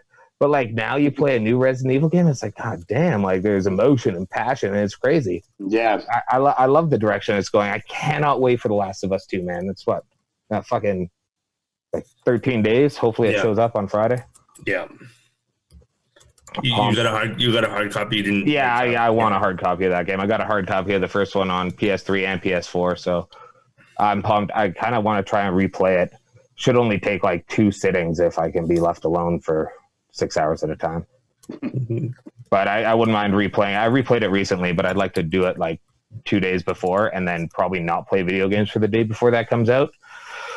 And I've managed to avoid spoilers, and I probably shouldn't have said that. I'm glad we don't have a huge fan base because they'd probably ruin it.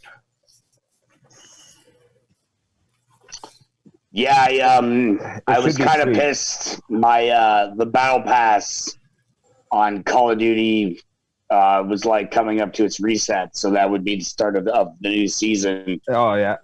And I was like literally counting it down. I was like, oh shit, here we go. And then like it came and went.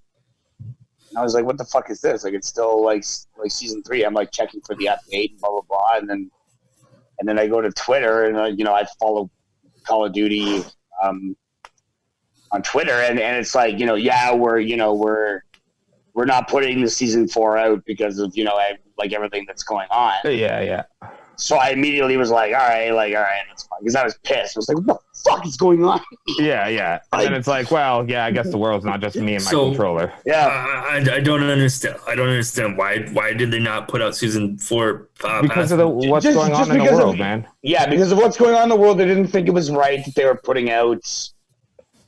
The world's going to shit. We're gonna hog a platform for a week by putting out this thing that's gonna make us a few $1 million. Yeah. Like it that's why so many things got pushed or went dark, is because it's like the social media should be for sharing a message and sharing knowledge and understanding and shifting people's perspective, not for, hey, sweet, cool.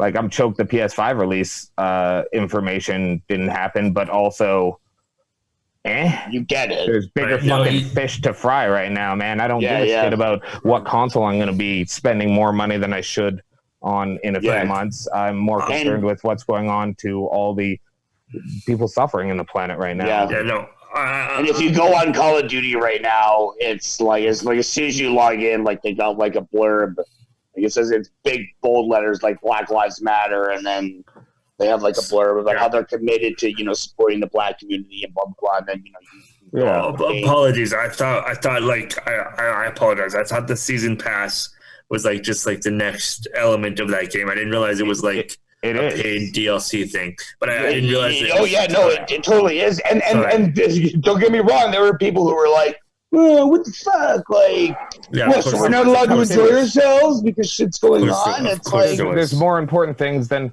all those fucking racist 16-year-old white kids with their fucking hate speech goddamn PSN profile name. That's gotta be bitching about Call of Duty not being out so Trump. You see Trump clan tags, MAGA. You see that shit a lot. Well, they're fucking. I just can't imagine, because it's not like you're just changing your name in the game.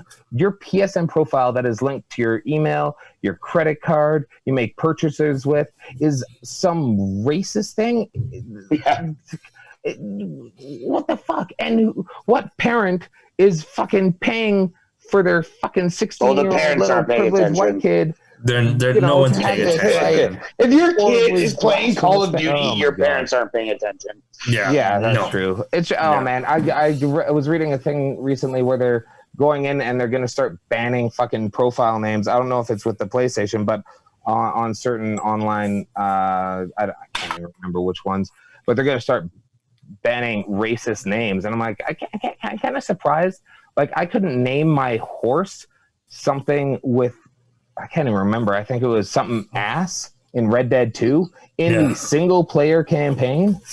Yet you can make a profile name that is just a mouthful of garbage. What's everybody's kind of opinion about censorship? I was listening to a podcast like today or yesterday, and there was a big like section about censorship, and they had some strong opinions. I just wanted to get everybody's kind of thoughts on like censorship and because I kind of have the feeling that like I agree with freedom of speech absolutely, but I do think that there should be some fucking like guideline. Like, you should not be able to say whatever the fuck pops into your idiot brain. Well, it's because I think you should be able to say whatever the hell you want, but I think certain platforms should reserve the right to not allow you to have, let's say, a racist or hateful or bigoted name on an online platform. But I also feel like that someone with a rude name that is like it's a line in the sand. I feel it is a line, and I don't really know where that line is anymore though. Like, do you agree with like kind of, I guess, the blackballing or blacklisting of like Alex Jones for like social media? Like, he's pretty much not allowed to go anywhere except for his own specific platform. Like, do you agree with that, or do you feel like I don't agree with that? He's ostracized. I don't think he should be. Just because he has a larger platform doesn't mean he shouldn't be allowed to say what he wants. I don't know what it is. Children, though, like with I don't know. I don't know what it is that changed that, because it's not like I follow him. No. Now I can't, so I'm kind of disappointed. But I guess maybe I shouldn't be. But like, I don't know, man. You should be allowed to say what you want. It's a hard line. It's a slippery slope. Like, you should. I don't know. It's a slippery slope. There has to be some things that are taboo. There has to be some things that are not acceptable. Like, you can't. I don't know. Right. It's just that like, we as Canadians are probably more likely to make changes like that, whereas in the United States, like, you can easily hide behind the Constitution, which is so antiquated. That definitely needs to be amended for years. They'll never do it. They can't do it because they'd never be able to come together to fucking write a new one. But every single fucking, well, not every amendment, but most of those amendments need to be fucking revived, tossed out. Specifically the fucking Second Amendment. Yeah. And they're never going to do it. And they're, No, because if they did it, then everyone with an M60 machine gun would go and fucking fire on everybody who said don't. And a lot of people that agree with them, too, because that's just kind of because that's their right. That's their right in the Constitution that the Founding Fathers fucking gave us. It's like, but it was a different world 200 fucking years ago, man. Yeah. You're fucking. I would love like, to know. I would love and- to know what a Thomas Jefferson thinks. Well, you fucking, because they were all fucking slave owners, so it's hard to say how. Yeah, they're all slave owners. They would like beat Wow. people in the White House for like looking at them funny. Nobody could question them. Like they were all slightly tyrannical. But you know, you also had to load a fucking musket or a single shot pistol when they're like everyone can have guns, because you have to think about it before you shoot someone. Yeah, and they also just finished fighting a fucking war for their independence. You know? Like now you can go into church with a handgun, and if someone like there was that shooter that went into a church and he ended up getting shot, but like fucking a series of people. I'm not going to even try to remember what or when.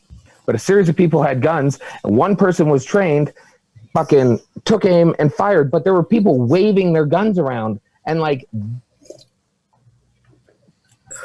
they shouldn't have guns. Guns are should fucking never aim scary, at anyone man. unless you intend to pull the trigger. Guns are scary, if you've man. got Like, a handgun in your hand, you're waving it around, panicking. Somebody's gonna get You should shot. not be allowed that weapon. Somebody's gonna get and that's the fucking thing, like, shot. It's weird because, like, exactly. Yes, I'm for like assault weapons. Done. You don't need a fucking assault weapon. You don't need a fucking assault. You don't need a fucking assault. But I could still go in, you know. But handguns are okay, you know. So I can still go in with an extended clip, fucking, and have like 27 rounds on a handgun. So it's like, you know, because I'm like that. Like I like guns. I like to just. I don't need to shoot them. If you were to tell me today, guns are done, you can't shoot any more guns, I'd be like, well, it's fun while it lasts. Yeah, that sucks. I don't own any guns, but I do like shooting them. But like, you have like a 5-round clip thing, and anything that's semi-automatic as a rifle. In Canada, you can have rifles, bolt action rifles, 5-round mag. Yeah, but even all you need. That's all you need. Exactly. But even in like non-bolt action, like a semi-automatic rifle in Canada, you can have a clip this big, but it's been modified that you can only have 5 bullets in it. Like if you own a Kalashnikov in Canada, because you can have like a restricted firearms license and own that shit, you can have a proper banana clip for it, but it can only hold 5 rounds. And realistically, the fuck do you need more for? Yeah. Until what do you need a Kalashnikov for? Until there's a country invading us, you don't need. I go, oh damn! I guess we should have had it, but you know we lived pretty peacefully not having it for this long. No lesson. The lesson was already learned. You know, like depends. And that whole argument about like, oh well, it's to protect myself from tyrannical governments. And it's like, then why do you have a military? Yeah, like, get rid of your fucking military, because if somebody's invading your country, your fucking military is going to take care of it before fucking Bucko fucking down the street's going to fucking do anything. That's what you're relying on?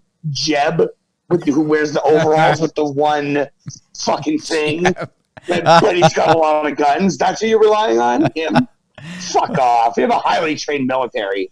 He's fucking carrying a bottle that says fucking 3 X's on it. He's running down the street with his AR-15. Right he is. Fuck. He's wearing work coveralls, but he has no job. Yeah. Hey man, you're always looking for work. Fuck. Why are you wearing your steel toes at the beach? So I'm ready and willing for work. No, you never ready know. and willing. You never know what's gonna happen. You never know. You never know. It's frosty. Take a course.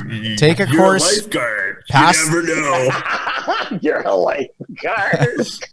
Yeah. Take a course. Pass the course. Dog stand. Register your gun to you. Register your bullets to you. That's it. Fucking, they find a bullet casing that's been registered to you. I guess they could steal your bullets though. Oh, they can steal your gun and your bullets and never right back where we fucking. Yeah, they can pry from. Unless you get rid of all the fucking guns. No, but what I mean is like if you. So what I was saying is like you should register, like take a test, take a course, pass a course. You know, like so now you have a license that you can own a whatever a rifle. My ex-girlfriend went for a firearms license, and because I was in a relationship with her in the last however many years, she like, this is a form you need to fill out in order to do like an evaluation of me before they give me a firearms license. And it's just like, it's a good plan. This was like 2 years after we broke up, and I had to do like a form saying that like I feel that she's fit to own a firearm. She's not out of her fucking mind, so she should be making smart choices with this fucking. But thing. like that kind of difficulty in getting a license to acquire a firearm, and that's a basic hunting. You're not going to be able to get a fucking pistol with that. You're not going to be able to get a fucking like this is okay. You can get a 306. This was a couple years ago. Yeah, it would be now. Because I don't actually think my father had Darlene do that for him. Because he just recently got his license for a rifle to go hunting. Like he took the course and everything. Wow, do you know that though? I do know that. He told me.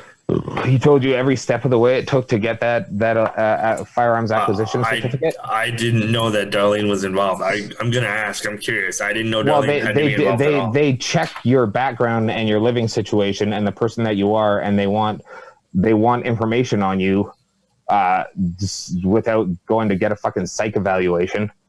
Yeah. Like they don't want to just let any fucking asshole get a gun.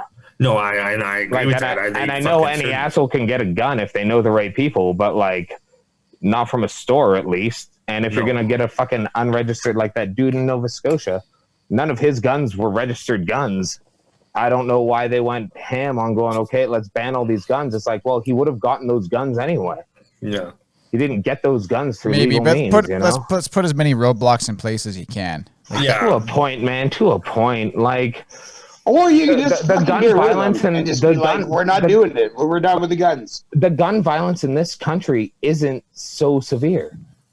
Yeah, it isn't. It's not like super severe. What's that one that happened? We don't want to wait till it is. Yeah, but you know what? Like, severe. Man, the fucking drug dealer in downtown Edmonton who shoots somebody.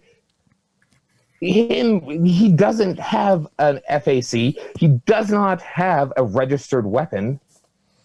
Like, still, if you got rid of the guns, he wouldn't have that gun anyway. Yes, he would, because there's ways to get guns. You think they got rid of drugs? Yeah, but let's make it as hard as possible. Alberta's rat free, and there's rats in Alberta. Like, let's make it as hard as possible. You're making it harder for someone who's a responsible, licensed firearm owner like Tyson here. Well, a few bad apples ruin the bunch, and that's how it's going. Yeah, but a few bad apples who are ruining the bunch don't have certificates and registered weapons. So making it harder for people who are getting registered weapons isn't going to fix it. I don't know. Like, that's true. Like, I do. Where are these illegal guns coming into the country?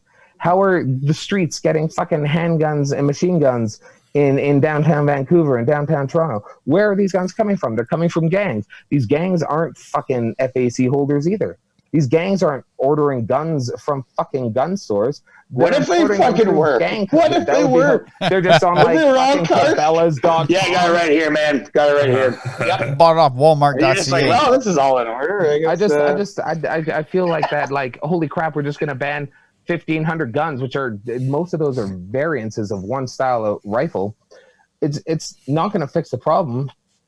The problem is illegal weapons. Yeah, but get rid of weapons you can buy at Walmart to go hunting. Yeah, I don't know. Like, just stop the automatics. Sell rifles, sell handguns. Period. That's it. But we don't sell automatics here. Isn't that what they got rid of? Isn't that what Trudeau got rid of? They got rid of assault rifles that are like semi-automatic. Okay, so semi-automatic. Okay, so get rid of those. Get rid of them. What the fuck you need it? What the fuck do you need that for? What kind of shit are you hunting that you need that? And I don't care if the criminals have them. What the fuck do you need them for? Like, if the criminals, Leonardo DiCaprio, you're not going to get raped by a bear. You're fine. If you should be allowed to own tanks, then I would go fucking out hunting. You might have a fucking tank, so when Bigfoot shows up to take me away and make him his Bigfoot bride, I could be like, whoa, well, see, I got this Abrams back. I'm not going anywhere, buddy. My grandpa had this historic fucking handgun. It was a 5-shot hammerless revolver. It's been traced back to like the fucking 30s, like the Prohibition era. And the reason it was hammerless is that you could shoot someone in the chest from your pocket. And like he had it registered. He had a restricted firearms thing. You know, he worked up north. He never fucking pointed a gun at a human, but he owned a lot of guns. A lot of them were fucking decorative. They were gifts from like the Inuit when he was working up north. They're all that kind of stuff. And when he passed away, I wanted that handgun because I remember just being fascinated by it, the history of it, everything. And the amount of red tape I had to go through to even begin the process of owning that gun was far beyond my want for that gun. And, you know, and so where did that gun go? I don't know. My grandma dealt with all that stuff. I didn't want to keep asking about it because I don't want to know who's holding the gun that I wanted. But it is what it is. Yeah. And like, you know, I wanted it as a collector's piece. I wasn't going to shoot it or anything. And there was a way to get it easily if they would have just filled the barrel with lead and disarmed the thing. And I was like, but then that piece, the fact that it's this working piece of history is no longer relevant. And so as someone who wanted it for, you know, collector reasons and interest reasons, well, once you like, again, I wouldn't have even bought rounds for it to shoot it. Didn't matter. But I also didn't want to fucking pour hot lead in the barrel so it could never be used. You know? And right, yeah. But like the red tape to get that, like a useless fucking ancient revolver, it was so much. You know, like it's already not easy to own weapons in Canada. Sid, you know what this reminds me of? You remember that time when we were always shooting pellet guns in the garage at 804? Yeah. And the cop came into the garage and you had... Oh, yeah, and we were smoking weed and shooting pellet guns? Yeah. but like we had the one pellet gun. It was like, it looked like a fucking like it was like a Glock. Oh, like it looked, yeah. It looked, it was black. Yeah. Like it was dead on. And we're sitting there. There's like a bong on the table. There's a bag of weed on the table.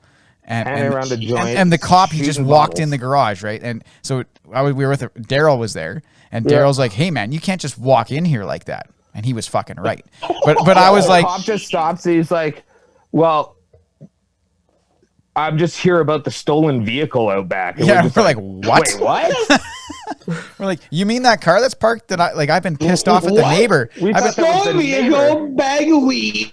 A handgun. So what happened So what happened was some random guy in like Toronto stole a car, drove it all the way here, parked it behind 804 and fucked off. Sounds right. And then I was like, who the fuck is parked in my spot? Pissed at the neighbor. What the fuck? Daniels was introduced. I was later. Like if fucking vehicle's still here in like a week, man, we're gonna fucking do something. Yeah, I was so mad because I parked my work truck there. And now there's we're a fucking about leaving a note on the window. Oh yeah, we did. And then so this cop shows up and he's like, "Yeah, I taught this stolen car. Like, what do you guys know about it?" And we're like, "What?" What? And then so now there's a bong on the table, there's a bag of weed on the table, there's a fucking Glock pellet gun hanging on the wall, and a stolen car in the house. Nigel was shooting with a cigarette in his mouth when he walked in. Yeah, no. And you're telling the cop he can't come in. Yeah, so but he was right. He can't just walk in like that. You know, he didn't have. So the guy was like, I think probable cause at that point takes over. Maybe. So the cop he goes looking through the window. So the cop he just heard us in there. He said he did. Yeah, the cop he walks in and he goes. We want to talk about the stolen car. We tell him the story. We're like, look, it's been parked there for like a week. I thought it was just a neighbor. I was actually pretty pissed off. And he's like, okay, so you don't know who left it there. I'm like, no, like it's just been parked there. Like we live in this house. It's been there for about a week, I said. And he's like, okay. And then he says, and what about the pot? And I'm like, well, it's all out. Like we don't have whatever. And like, I think somebody like palmed a bag and fucking put it in their pocket or something. And like, there was an empty bag there. And then he's like, okay, well, I'm not going to bust your balls about that little, you know, and he's just like, can you just knock the bowl out? And we're like, yeah, we knocked the bowl out. And then he looked up and he saw the fucking pellet gun on the wall. And he fucking seriously put his hand on his sidearm. And he was like, what the hell is that? And we were like, oh wait, because my rifle was up on the. No, he saw the Glock because he was like, he saw the Glock looking handgun pellet gun. Because Nige had it in his hand. He pumped it up. Anyway, so he's like, what the fuck is that? And we're like, that's just a pellet gun. And he's like, okay, can I see it? And we're like, yeah, sure, man. And we like, you know, like I pulled it off the wall. I handed it to him like by the barrel. Like, here you go, sir. And he's like, I thought Nige had it in his hand when he came in. No, I think Nige might have had the rifle. Shooting cans and smoking joints. Yeah, Nige might have had the rifle. But he like we hung him on the wall, and the cop's like, okay, like you guys need to paint some shit on this because when I see that, I've seen a lot of guys that looks like a fucking gun that I'm gonna get shot with.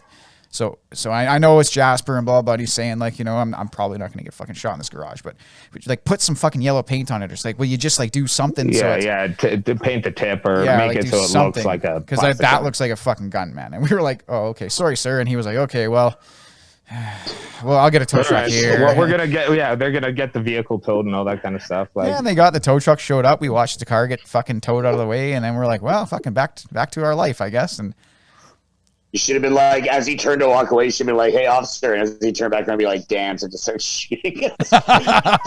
Oh, dude, see, I didn't want to go to jail, and I was really trying to like that house had enough heat on it from just its pure existence. Yeah, there was some times there, bud.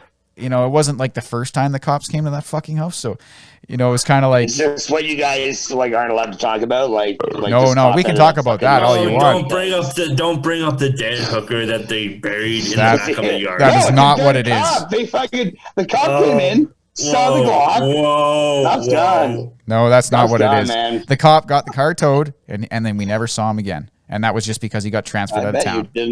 I bet you didn't, cowboy. Actually, you know what? He might have come back again. Dude, there was another time that when me and Nige used to wander around in like just smoking weed in the woods and stuff, and we just stay up to like 4 a.m. and we'd always stop by the Jasper Inn and smoke a cigar and then part ways for the night.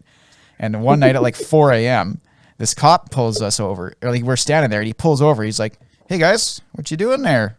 And we're like, "Oh, we're just smoking a cigar and just heading out. You know, we're having a couple of beers at a friend's house and we're just parting ways and we're heading out and we're going home. I live over there." Cigar. Yeah, he lives over there. We're smoking Captain Blacks. And he goes, "Okay, all right, well, and he's like, he's got his light. He's like, "Click, where'd you get that guitar?" And Nigel's like, "I bought it down." Actually, I think it was Nigel. So he was like, "Bought it." You know, like that was it. And the cop was like, bought it where? And Nigel's like, "Downtown." And like, "What store?" He's like, "On the edge." I'm like, okay. No, that's not. It was you and me, Tyson. No, that was me and Nige. When the cops stopped us? No, that was a different time. Outside of Patricia Circle? That was a different time. Oh, okay. Yeah, that was it. We'll get to that one for sure. Jesus. You know, so this one, so the cop, he's like, "Okay, well, you know, you live over there. I like gave him my address. We showed him our IDs. He's like, "Okay, guys, well, all right, well, you know, stay safe. Have a good night." The very fucking next night, me and Nigel there again, smoking a cigar, same fucking time, and he's like, "Is this like a regular thing for you guys?" Like, he's same cop pulls over. We're like, yeah, like we just, you know, he lives there, I live here. We're just having a cigar and parting ways. He's like, "Oh, okay." And like the third night, he just honked and waved. And that was it. And then that one time that I think you and me said were by Patricia Circle. We were having a rant. I walked you home because we were out at the bar drinking all night, and you were having like lady troubles. Is that the night where we got in a fight at Esso? No. This is a different night. No, because that night you were at 804. This is when you were still living in your mom's house in the circle. Yeah. And we were walking down and like stumbling a bit and smoking cigars because that was just a big trend back in the day to get a pack of Captain Blacks. And he you know, pulls up, gets out, is talking to us. He's got his light, got his hat on. He's just like, "Yeah, where you guys headed?" All that kind of stuff. We're just like, "Oh yeah, no, my buddy here, Sid's just walking me home, having some lady problems. I live here. He's gonna head back to his house." He's like, "Oh wait, you guys are locals? You're all good?" "Oh, okay." Takes off his hat. "You guys have a good night." Gets back into the car and drives off. And we're just like, "Oh, yeah, that was fucking awesome." That was fucking awesome when he did that. Because like, yeah, man, every other time we've talked to the cops, or like Katie was there for one of them, where it's just we were like hanging out, smoking cigarettes, probably drinking R&R, and like kicking this tire swing that used to be behind the whatever those buildings are across from the walk-ups. There used to be a tire swing back there, kind of closer to the fishbowl. And we were like kicking a tire around, and cops come and they're like, "We got reports of someone getting beaten up back here." And we're just like, "Oh shit, fuck." No, we're just hanging out, kicking a tire. And they're talking to all of us, and then they get my name and only my name and information. I was like, "Can I ask why are you only getting my information?" It's like, "Oh, we know everyone else here." And I was like, "Oh, damn it." Yeah, we know all the but parents. That's like, you know, 16, 17, and that's when the cops all were like local cops still. Like, yeah, dude. Fucking that cop. You were there, Sid, at 804 when we were drinking on top of the cube van. Oh yeah. And the cops like a fucking cop car was like screech like right in front of 804, and it was a sunny day and the sun had retreated from the front yard. Fucking like, yeah, it was just some beautiful summer day. And so we're sitting on the cube van, so in the street. It's not supposed to. That's probably illegal. Yeah, we're drinking beer and playing guitar. Drinking beer and so the guy's like, get down from the thing, get down right now. And you and me are like, okay, sir, like no problem. And we hop down from the thing, and he's like, okay, who lives here? And, we gave him my ID, and the one cop, there was two cops. One cop was fucking losing it. He was yelling at everybody like, you guys can't be doing this. It's too loud. And we're like, it's fucking 2 PM, man. Yeah. And he's like, no, you can't. No guitar. We're getting noise complaints from you guys. We're always getting noise complaints from you guys. It's like, not today you're not, man. Guaranteed. The one cop was like, he asked me my name. I gave him my ID, and he was like, oh, like, is this guy your dad? And I was like, yep. And he's like, oh, okay. Look, man, just shut your yap.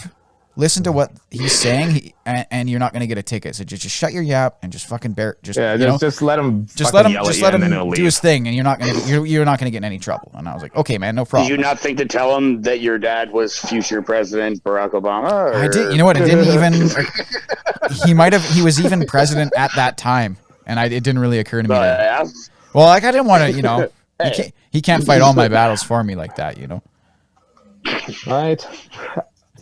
Good stance. Man. Yeah, I had an interesting run-in when I was working at A&W.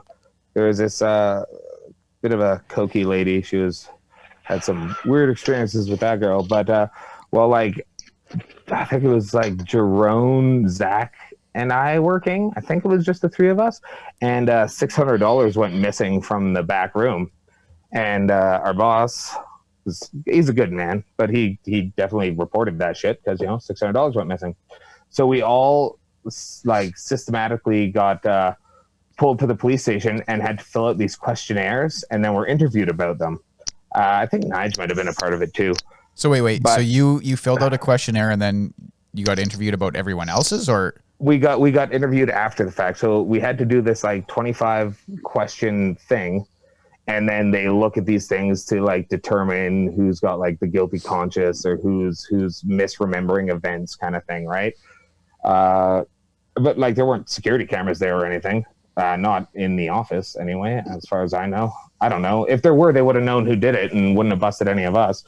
But yeah, so I think Jerome and I were the top suspects for it. So I'm serving customers. And Sergeant Bedco comes in. He's like, when you're done there, Sid, you need to come with me. And I was like, okay. Shit. I'm just thinking back, what have I been doing? I know we've been drinking a lot of R&R, but haven't done anything too stupid lately, No, go to the police station. He's interviewing me, and he's just like, hey, you're Smith. You're a local boy. Are you Randy's son? I was like, yeah, no, I am. He's like, I went to high school with your dad. And I'm like, I assume that's not going to make it better for me, is it? And he's like, it kind of makes it a little bit worse. And I was like, son of a bitch. But I was the number one suspect. And after my interview, I get nervous as shit around authority figures. I don't have a good history with cops and stuff. It's, usually bad situations in your life, and they don't seem to give a shit to make it any better. So it was just super nerve-wracking, and they wanted to press charges on me, but Nazir said no, I don't want to pursue it anymore, because he's like, I don't think he did it. Nazir was a good man, and I fucking didn't. We know who did it. Fucking bitch. Goddamn bitch. Fucking bitch. Yeah, but you can't. I don't know. You can't rat. Well, we said who we suspected it was, because only one person that worked there came into the back that day. And the rest none of of us would have stolen from him. The rest of you would work there for fucking. And she was working there. She just, she liked her crack apparently. So, and then she was bragging about having all this money 2 days later, and it's it's a rookie move. Did you get that money? Yeah, you can't fucking rip it off and then fucking live large. We all had big long discussions with Nazir about it too, and weird situations. Because then you're coming up in the world. You ain't got nobody. You got to look over your shoulder constantly. You know what I mean? I got stopped for a cop once, early when I got here for drinking in public. I remember walking. I don't know where we were going, but I was literally walking down. It was right in front of the merch too. I had an open 15 pack that was the sides, so it looked like a lunch bag. It had an open beer. And cop obviously stops me. and he's questioning me, and some idiot with a skateboard walked by and said something to the cop. So he's like, "Hey, you, come here." And I go to the cop, and I'm like, "Hey, can we focus here?" Like, so the kid on the skateboard like gets on the board and starts skating off. So the cop takes off, and I was like, eh. And I was like, he didn't even take my beer. Like, I was literally standing there like, what's happening? Coming from Toronto, if a cop says, "Hey, you fucking stop." Yeah, yes, sir. And you immediately start respect. I'm just well, don't you have you've got the OPP there too, right? We have the OPP, but you don't really deal with them. You deal with the Metropolitan Toronto Police Department. Okay. And I just grew up with RCs, man. My city cop experiences in like Lethbridge, particularly, not so good.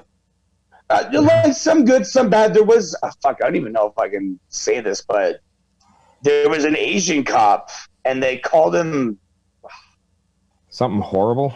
I don't even think it was okay. Well, it's probably bad. So I remember his name. They called him Super Chin.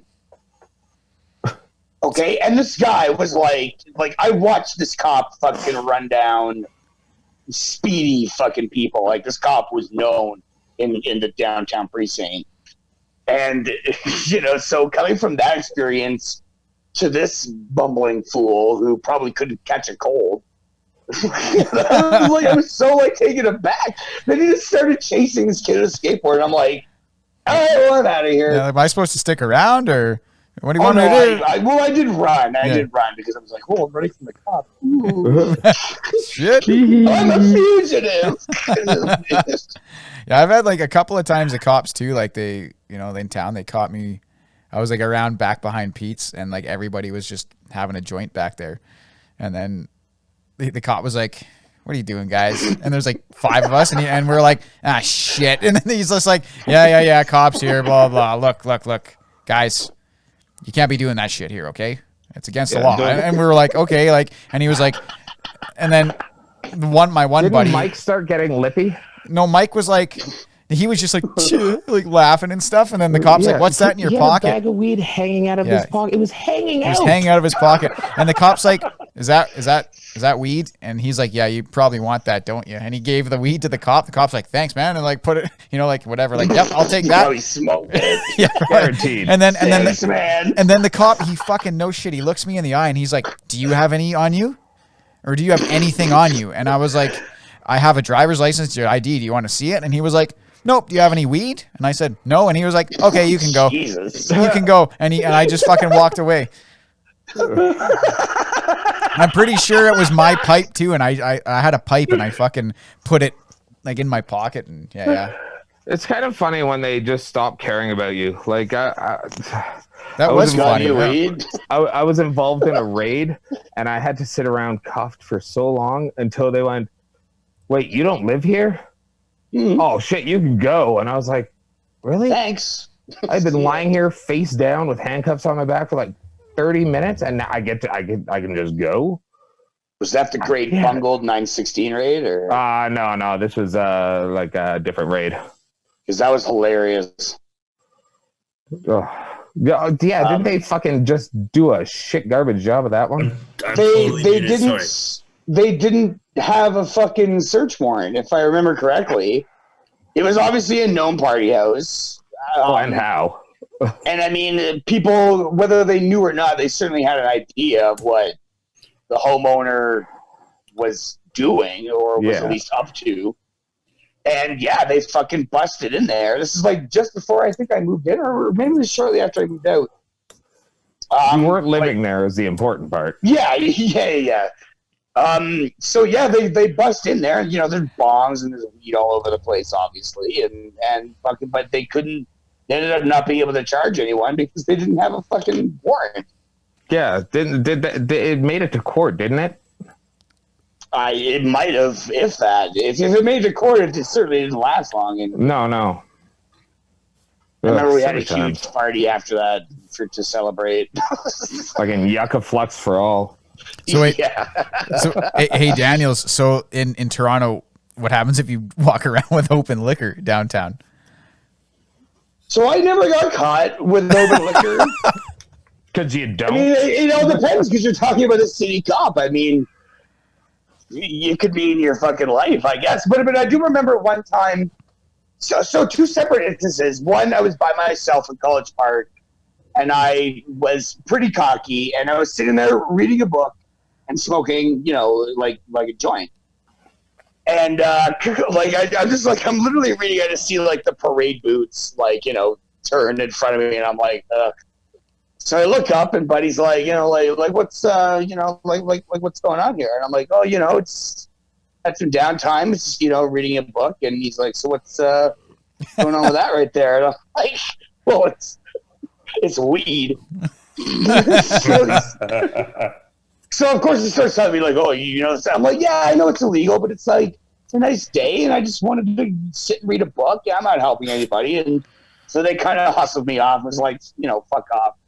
And there was another time. Well, actually, there was a time with open liquor, but it didn't really seem like open liquor was the problem. Me and some people were drinking in the underground parking of fucking City Hall, of all places. Yeah, and incognitus. Yeah, right, hide in plain sight kind of thing. And the City Hall security or whatever, like they caught us, and of course they started grilling us on breaking into cars. Which of course we're like, no, like we're just like, we're drinking, like, you got us, whatever, blah blah blah, pour the shit out, and we'll be on our way. And they're like, no, like people are breaking into cars, and someone's got to go down for it. And I'm like I'm like just shitting my pants because at that point I was still semi-innocent. Whoa! But a person I was with, they started getting quite like lippy. So they're like, okay, well, you guys are clearly banned. So they lined us up to take our pictures to put on the do not fucking allow them around here. Yeah. And as they go to take my picture, Buddy jumps in with the finger. So so then their chief comes out and he's like, so who's Mr. Photogenic? And I'm like, well, I guess it was me. And he's like, starts like as if it was me who did it. I'm like, well, can you see in your picture that it's clearly not me? So then my buddy starts getting quite fucking lippy with him. So they took him inside like the stairwell, and one cop blocked the window, and then another cop was standing in front of the door, and then there was two cops in there with him. And when he came out, it was like he was like, let's, they were like, all right, guys, get the fuck out of here, and expecting him to continue to be lippy. He's like, let's just go. So I don't know what they fucking said to him. I'm sure they threatened him. I bet you they were like, no, for quit being such a dickhead and we'll let you go. Yeah. Or something like that, Dude, there was... I've seen undercover, I've seen undercover cops use unnecessary brutality. We were at a bar and we got into a bar fight, and in the drunken commotion, people came out of nowhere, jumped on my buddy. So when you're in a fight and someone jumps on your back, what's your natural instinct? You turn around and pop the guy, which is what he did. Yeah. And then you started hearing police. And then so they got this guy, they charged him with assault on a police officer, which was bullshit because they didn't announce that they were police before they started fucking throwing people around. Yeah. And then in handcuffs, face down, picked him up, punched him in the face, pepper sprayed him, and then just let his fucking head drop. Whoa. Everybody involved was white. I'll say that. Yeah. You were just an asshole cop. Fucking. So I have had some run-ins. I mean, never me directly, but I've seen it. I've never. Sorry. I got tackled and fucking cuffed and thrown in the back of a car for stopping a couple of my friends scrapping because one of them is a trained fighter and the other one still looks like he's 12.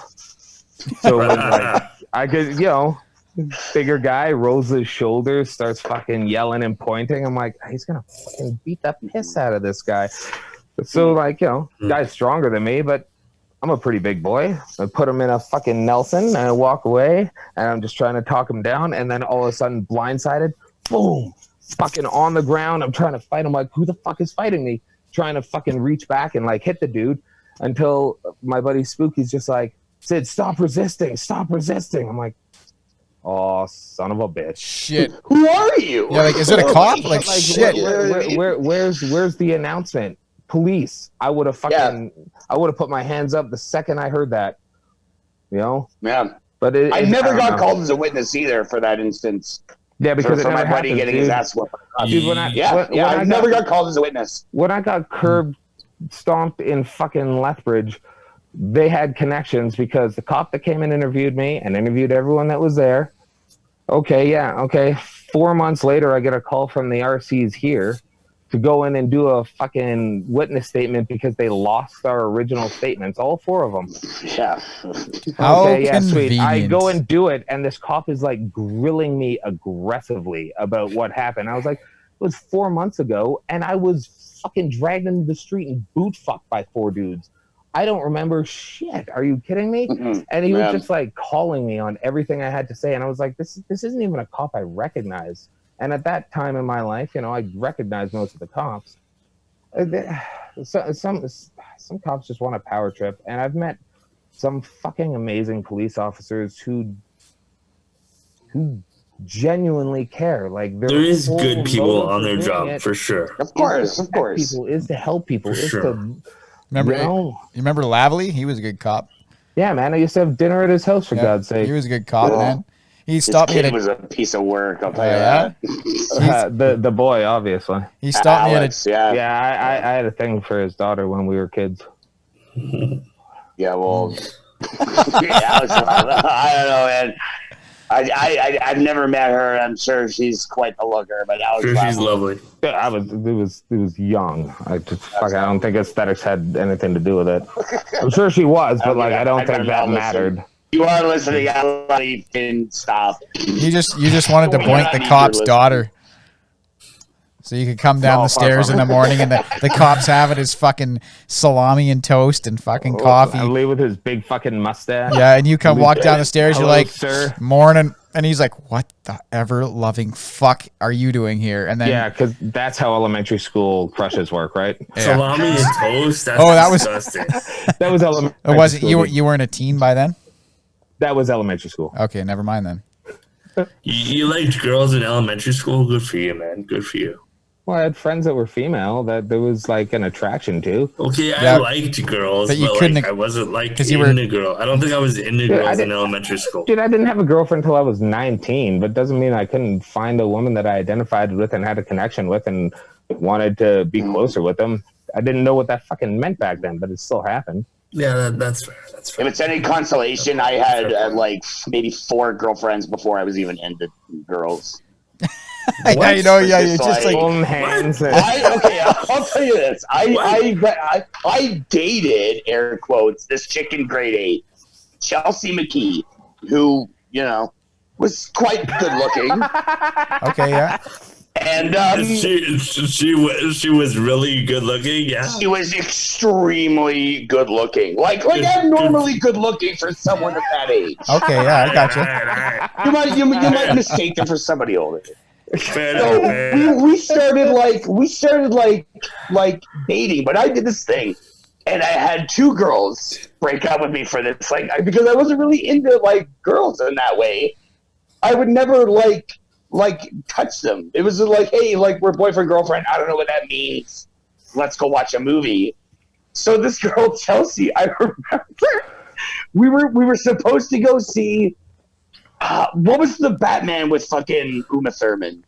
No, Batman Forever. Batman and Robin. Yeah, Batman and Robin. Okay, Nice to meet you. We were supposed to see that, and on the same day that we were supposed to see that, my cousin shows up and surprises my brother and I. He's gonna take us to the drive-in to see fucking the new Batman movie, which was also played the second movie after that was Outbreak, and that was the first time I saw Outbreak. Goddamn, Outbreak's rad. So I figure I figure I gotta call Chelsea and tell her that I can't make it. But I was I remember in that moment being so nervous about what do I say to her? So I called her number. Somebody picked up. Yeah, it was probably her, but somebody picked up. I started leaving a phone message. So it was hello, and I'm like, hey, Chelsea, it's Eric. Like, I'm not going to be, like, I'm sorry, like, I'm not going to be able to make the movie. All the while I'm saying that, you can hear someone like, hello?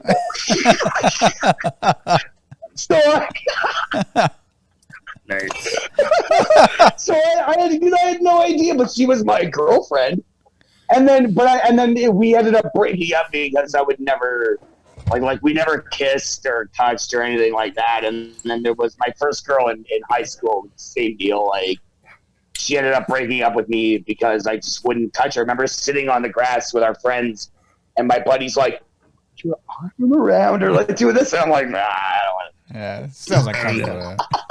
So I remember. Were you not into her? Or you just wanted her. You just. I wasn't into her because she was. I liked her. I certainly liked her. You weren't like. I guess I didn't know what attracted to her. No, not at all. Not at all. That's fair. That stuff's awkward. I remember there was a girl in like the little like block we lived in Lethbridge on the north side there, and the co-op, and there was this girl that, like, you know, my buddy Ben was like, they were dating, but I remember having a conversation. We used to bike out to the family's house in Colehurst, which is like 5 kilometers on a highway. So we'd bike out there on BMXs because, you know, bunch of skids in southern Alberta. But we get out there, and I remember having a conversation with her, and she's just like, "He won't even like kiss me. He barely wants to hold my hand. Like, you know, I like both of you. So like, if you're willing to do that," and I was like, "Oh yeah, you know, for sure. Why not? Yeah, that'll be cool." Wait a minute. Are you talking about a menage? No, there was nothing involving him, and like, it didn't work out anyway because he got all upset and was crying and angry, and that ruined our friendship. But it was funny because he was like a poor kid with me, and then his dad got a settlement from a car accident, and he's like, "We're rich now. We're moving to the trailer park," and like, stop being my friend. Wow. Yeah. Wait, like, dude, $300. Dude, the co-op trailer park is the better part of Lethbridge. The trailer park was the rich part. The co-op I lived in was pretty gutter. Like, it wasn't a nice place. I got off the bus one time, like 2 blocks from my house, and it was just like people going, "Oh, Whitey, you got off the bus in the wrong part of town." And I was like, "Oh shit, did I ever?" And I was like, "Wait, no, I know where I am. I live 2 blocks from here." Like, this is where I live, nice guys. Place, but like, you know, when he started getting new clothes for school, when Dad bought a trailer, so it went co-ops, trailers, I guess, apartments, and then houses. It was like a fucking rent-controlled housing co-op. Jesus. Like, it was for people making $5 an hour could afford to live there, and we fucking had our power shut off and shit all the goddamn time. Like, that was like the last place I lived in Lethbridge for any time significant, because like that's where my old man got arrested and that whole thing happened. And then we moved into the new house that my mom's uncle got for her. And then my mom kicked me out shortly thereafter. So, you know, and that was only a block away, but it was a house. Is it because you came home when the power went out and you were like, "My fucking Resident Evil game, it's shut off"? Fuck. Oh God, no. Oh, come on. No, back then there were way more drastic concerns in my life and my little sister's life. When the power was out, it was like. So you, sorry, I apologize. You lived in Lethbridge by yourself before you lived in Jasper by yourself? I didn't live by myself. When my mom kicked me out, like one of my very good friends, his mother took me in, and I lived there for a while until my dad heard about it, and then he quit his job and came down, and we lived together for a little while. But and at what point though, like, because I remember you kind of came to Jasper. Sorry, it was like 2 a.m, a bunch of bullshit. Life was sucky. We both hated our existence, so we packed up the Jimmy and legit, like, we moved back to Jasper at like 2 a.m. You've been here. Sorry, Tyson. That's okay. No, I was just gonna say. I remember. I was gonna ask you, Sid, because I remember I worked for Jasper Concrete at this time, and I remember hearing like Randy's coming back to work. And he's coming back. He's gonna work for us, and everybody seemed to know who this guy was, and I had no fucking clue who this guy was. Then I met your dad, and I worked with your dad for like 2 or 3 months. And I was like, yeah, he's a fucking wicked dude. I like working with him. And then but I also knew you, and you had hair down to your ass back then. Yeah. And I knew you, and then one day I was working with Randy, and you were walking by, and I'm like, oh, hey, there goes my buddy Sid. And he was like, there goes my son. And I was like, whoa, wait a minute, are we talking about the same guy? And then your dad's like, yeah. Like, I'm like, the guy with the hair down to his ass is your kid. And he was like, yeah. I'm like, okay, fucking, I know you're okay. This makes sense now. Yeah. So like that was at that time, like around then? Yeah, it was around then. That's when we came back, like legit, like 2 a.m, just came back. Would have been around 04, like summer 04. That's when I worked. I feel like it was probably, no, it was before then, because my old man was doing, he was working in restaurants when we first came back, now that I think of it, because like grade 9, I think, is when we came back. So it was 2001, 2002. Okay. No, I didn't start working for Jasper Concrete till 2004. So it was probably 2002, but my old man was working in a restaurant there. And okay. So you were already in town then? Yeah, but I was super depressed and not fucking socializing and doing anything. So, yeah. You came here when you were like 12, 13? We came back here, yeah. Like I was born here. Okay, yeah. But yeah, we came back. Okay. Fucking moved rights, away boys. to fix the living situation, and Lethbridge is not a positive place. No. But like we moved there because my mom's sister lived there, so that's why there was like a grounding point. And does your mom's sister have like a stable job? She's like one of the responsible. I don't really feel like getting any further into this. No, yeah, of course, absolutely. Sorry. There's Dr. Phil. Grilling me about all this personal stuff, and I already feel like I've gone a little further than I should. Sorry, I apologize. I'm sorry. Well, I just, the liquor and the no, absolutely, of course, flowing, but I need to cut it it's off. That fucking I've had more liquor than I probably should, for sure. Oh, dude, it's pod. It's pod night. You're supposed to. Yeah, I generally don't. The guy pounding bublés there. Yeah, dude, I generally don't. I generally don't get fucking liquored on pot night. Like I drink, but I don't get liquored. Glutenberry. I usually get pretty liquored. Glutenberg. I gotta say, this is the third podcast for this one bottle, and there's still that much left. Because there was a little while there where I was downing a bottle one bottle every Friday, and that was not cool. Actually, Danny started listening. Podcast. I'm like, oh, we talked about that. Oh shit, son. That's right. I didn't know we went that way. Try being me trying to write the fucking description of what we talked about the night before. Oh yeah, you do a bang up job, bud. Fuck, I'm like, you do good. You do a good job. I started listening, reading those. Very good, man. Very good. I'm like, fuck. I just like skip, through the episode, going like, what the fuck did we talk about last night? Fuck me. It's a bunch of inane bullshit like every fucking week. You do get the gist. You get the gist. Yeah, people ask me, oh, what's your podcast about? And I was like, I don't know, stuff. man, download it. Dude. I don't know. Fuck, we talk about video games, movies, sports, bullshit, garbage. I tell people it's potpourri. Yeah, that's right. It's a little bit of everything. It is. Yeah. I was out at the Whiskey Jack, and I was out at the Whistle Stop yesterday. I had 5 people asking about my podcast. Nice. Your podcast. Holy podcast. No. I had people asking about the podcast. There was 5 people. I was pretty proud. I was very proud. When people ask me about it, I legit say, my podcast. Because people go, hey, so what's your podcast about? So it's like all of ours, but when someone's directly absolutely, addressing you, why would you not be like, yeah, for sure, take ownership of a product that you help produce? Absolutely. And of course, you guys are like absolutely the main parts of this, but I'm not. You don't have to explain yourself. Otherwise, you don't have to explain yourself, glorious leader. I don't really do shit. You're the glorious leader. You guys are the glue of the Wheels Blues podcast. We hope you've enjoyed listening. Make sure you check us out on social media. We've got a Facebook group that you can join. We've got a few hundred members, but nobody interacts with us. So you should be the first. Well, some people interact with us, but we don't really listen to them, apparently.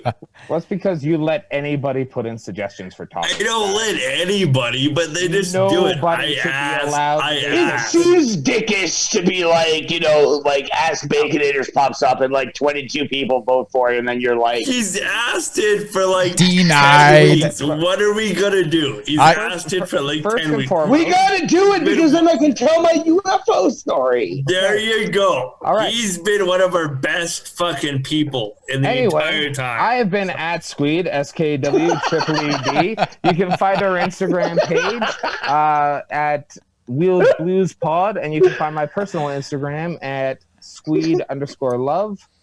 It's been great talking to you guys tonight, and we stand united with everything that's going on around the world right now. Black Lives Matter, and we give our strength and our love to all of you. But I think it's about time we cut this off, as we're getting a little rowdy and talking over each other. So yes, it's been great. We love you all. Rock and roll.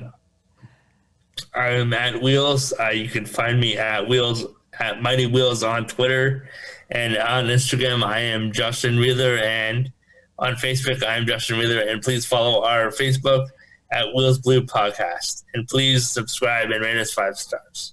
Hell yes. I'm at Tin Can Blues. You can find me at Tin Can Blues on Twitter. Our website is wheelsbluespodcast.wixsite.com/mysite. On there you can find our blog posts, our homepage, a little bit about us, and our podcast if you'd like to listen to it. So head on over there and have a visit anytime you like. Thanks for listening, everybody. Rate 5 stars and subscribe. It would mean a lot to us. Everybody stay safe and stay strong. We love you all. Yes. And I'm at Eric_83. Sorry. And I just want to end on just respect each other. Be better. And listen. Yes. And if you're one of those people that thinks like, well, what about all lives should matter? No. All lives won't matter until Black Lives Matter, and that's important. Yeah, a certain group needs a little more help right now. So yes, yeah, I've literally learned that recently. Yes, because I was one of those assholes who said all lives matter because I couldn't understand. You know what? And if I may just quickly, I used to be an all lives matter person, thinking that there was nothing wrong with that. And I heard, I'm so sorry, I can't remember the person's name, but she said, if you have a herd of sheep and there's 100 of them, and one runs off, and you go run off to save that sheep, and the other 99 are going, hey, what about us? You're fine. We're worried about this one sheep. And it kind of got gears in motion, and all lives won't matter until Black Lives Matter. And that's just fucking listen to people. Yes. Listen. Goddamn right. That's our thesis. Please listen. Please listen. And listen to us as well, if you may. That's right. Listen to us. Yes, listen to the Wheels Blues Podcast. But listen to everybody else first, and then come listen to us. Yeah. Available Mondays at 6 a.m. But we're also not that important, so. That's right. All hail Mighty Wheels. No, I refuse. I'll say it again. That's fair. All hail. All hail. Mighty Wheels. Much love. Love you guys.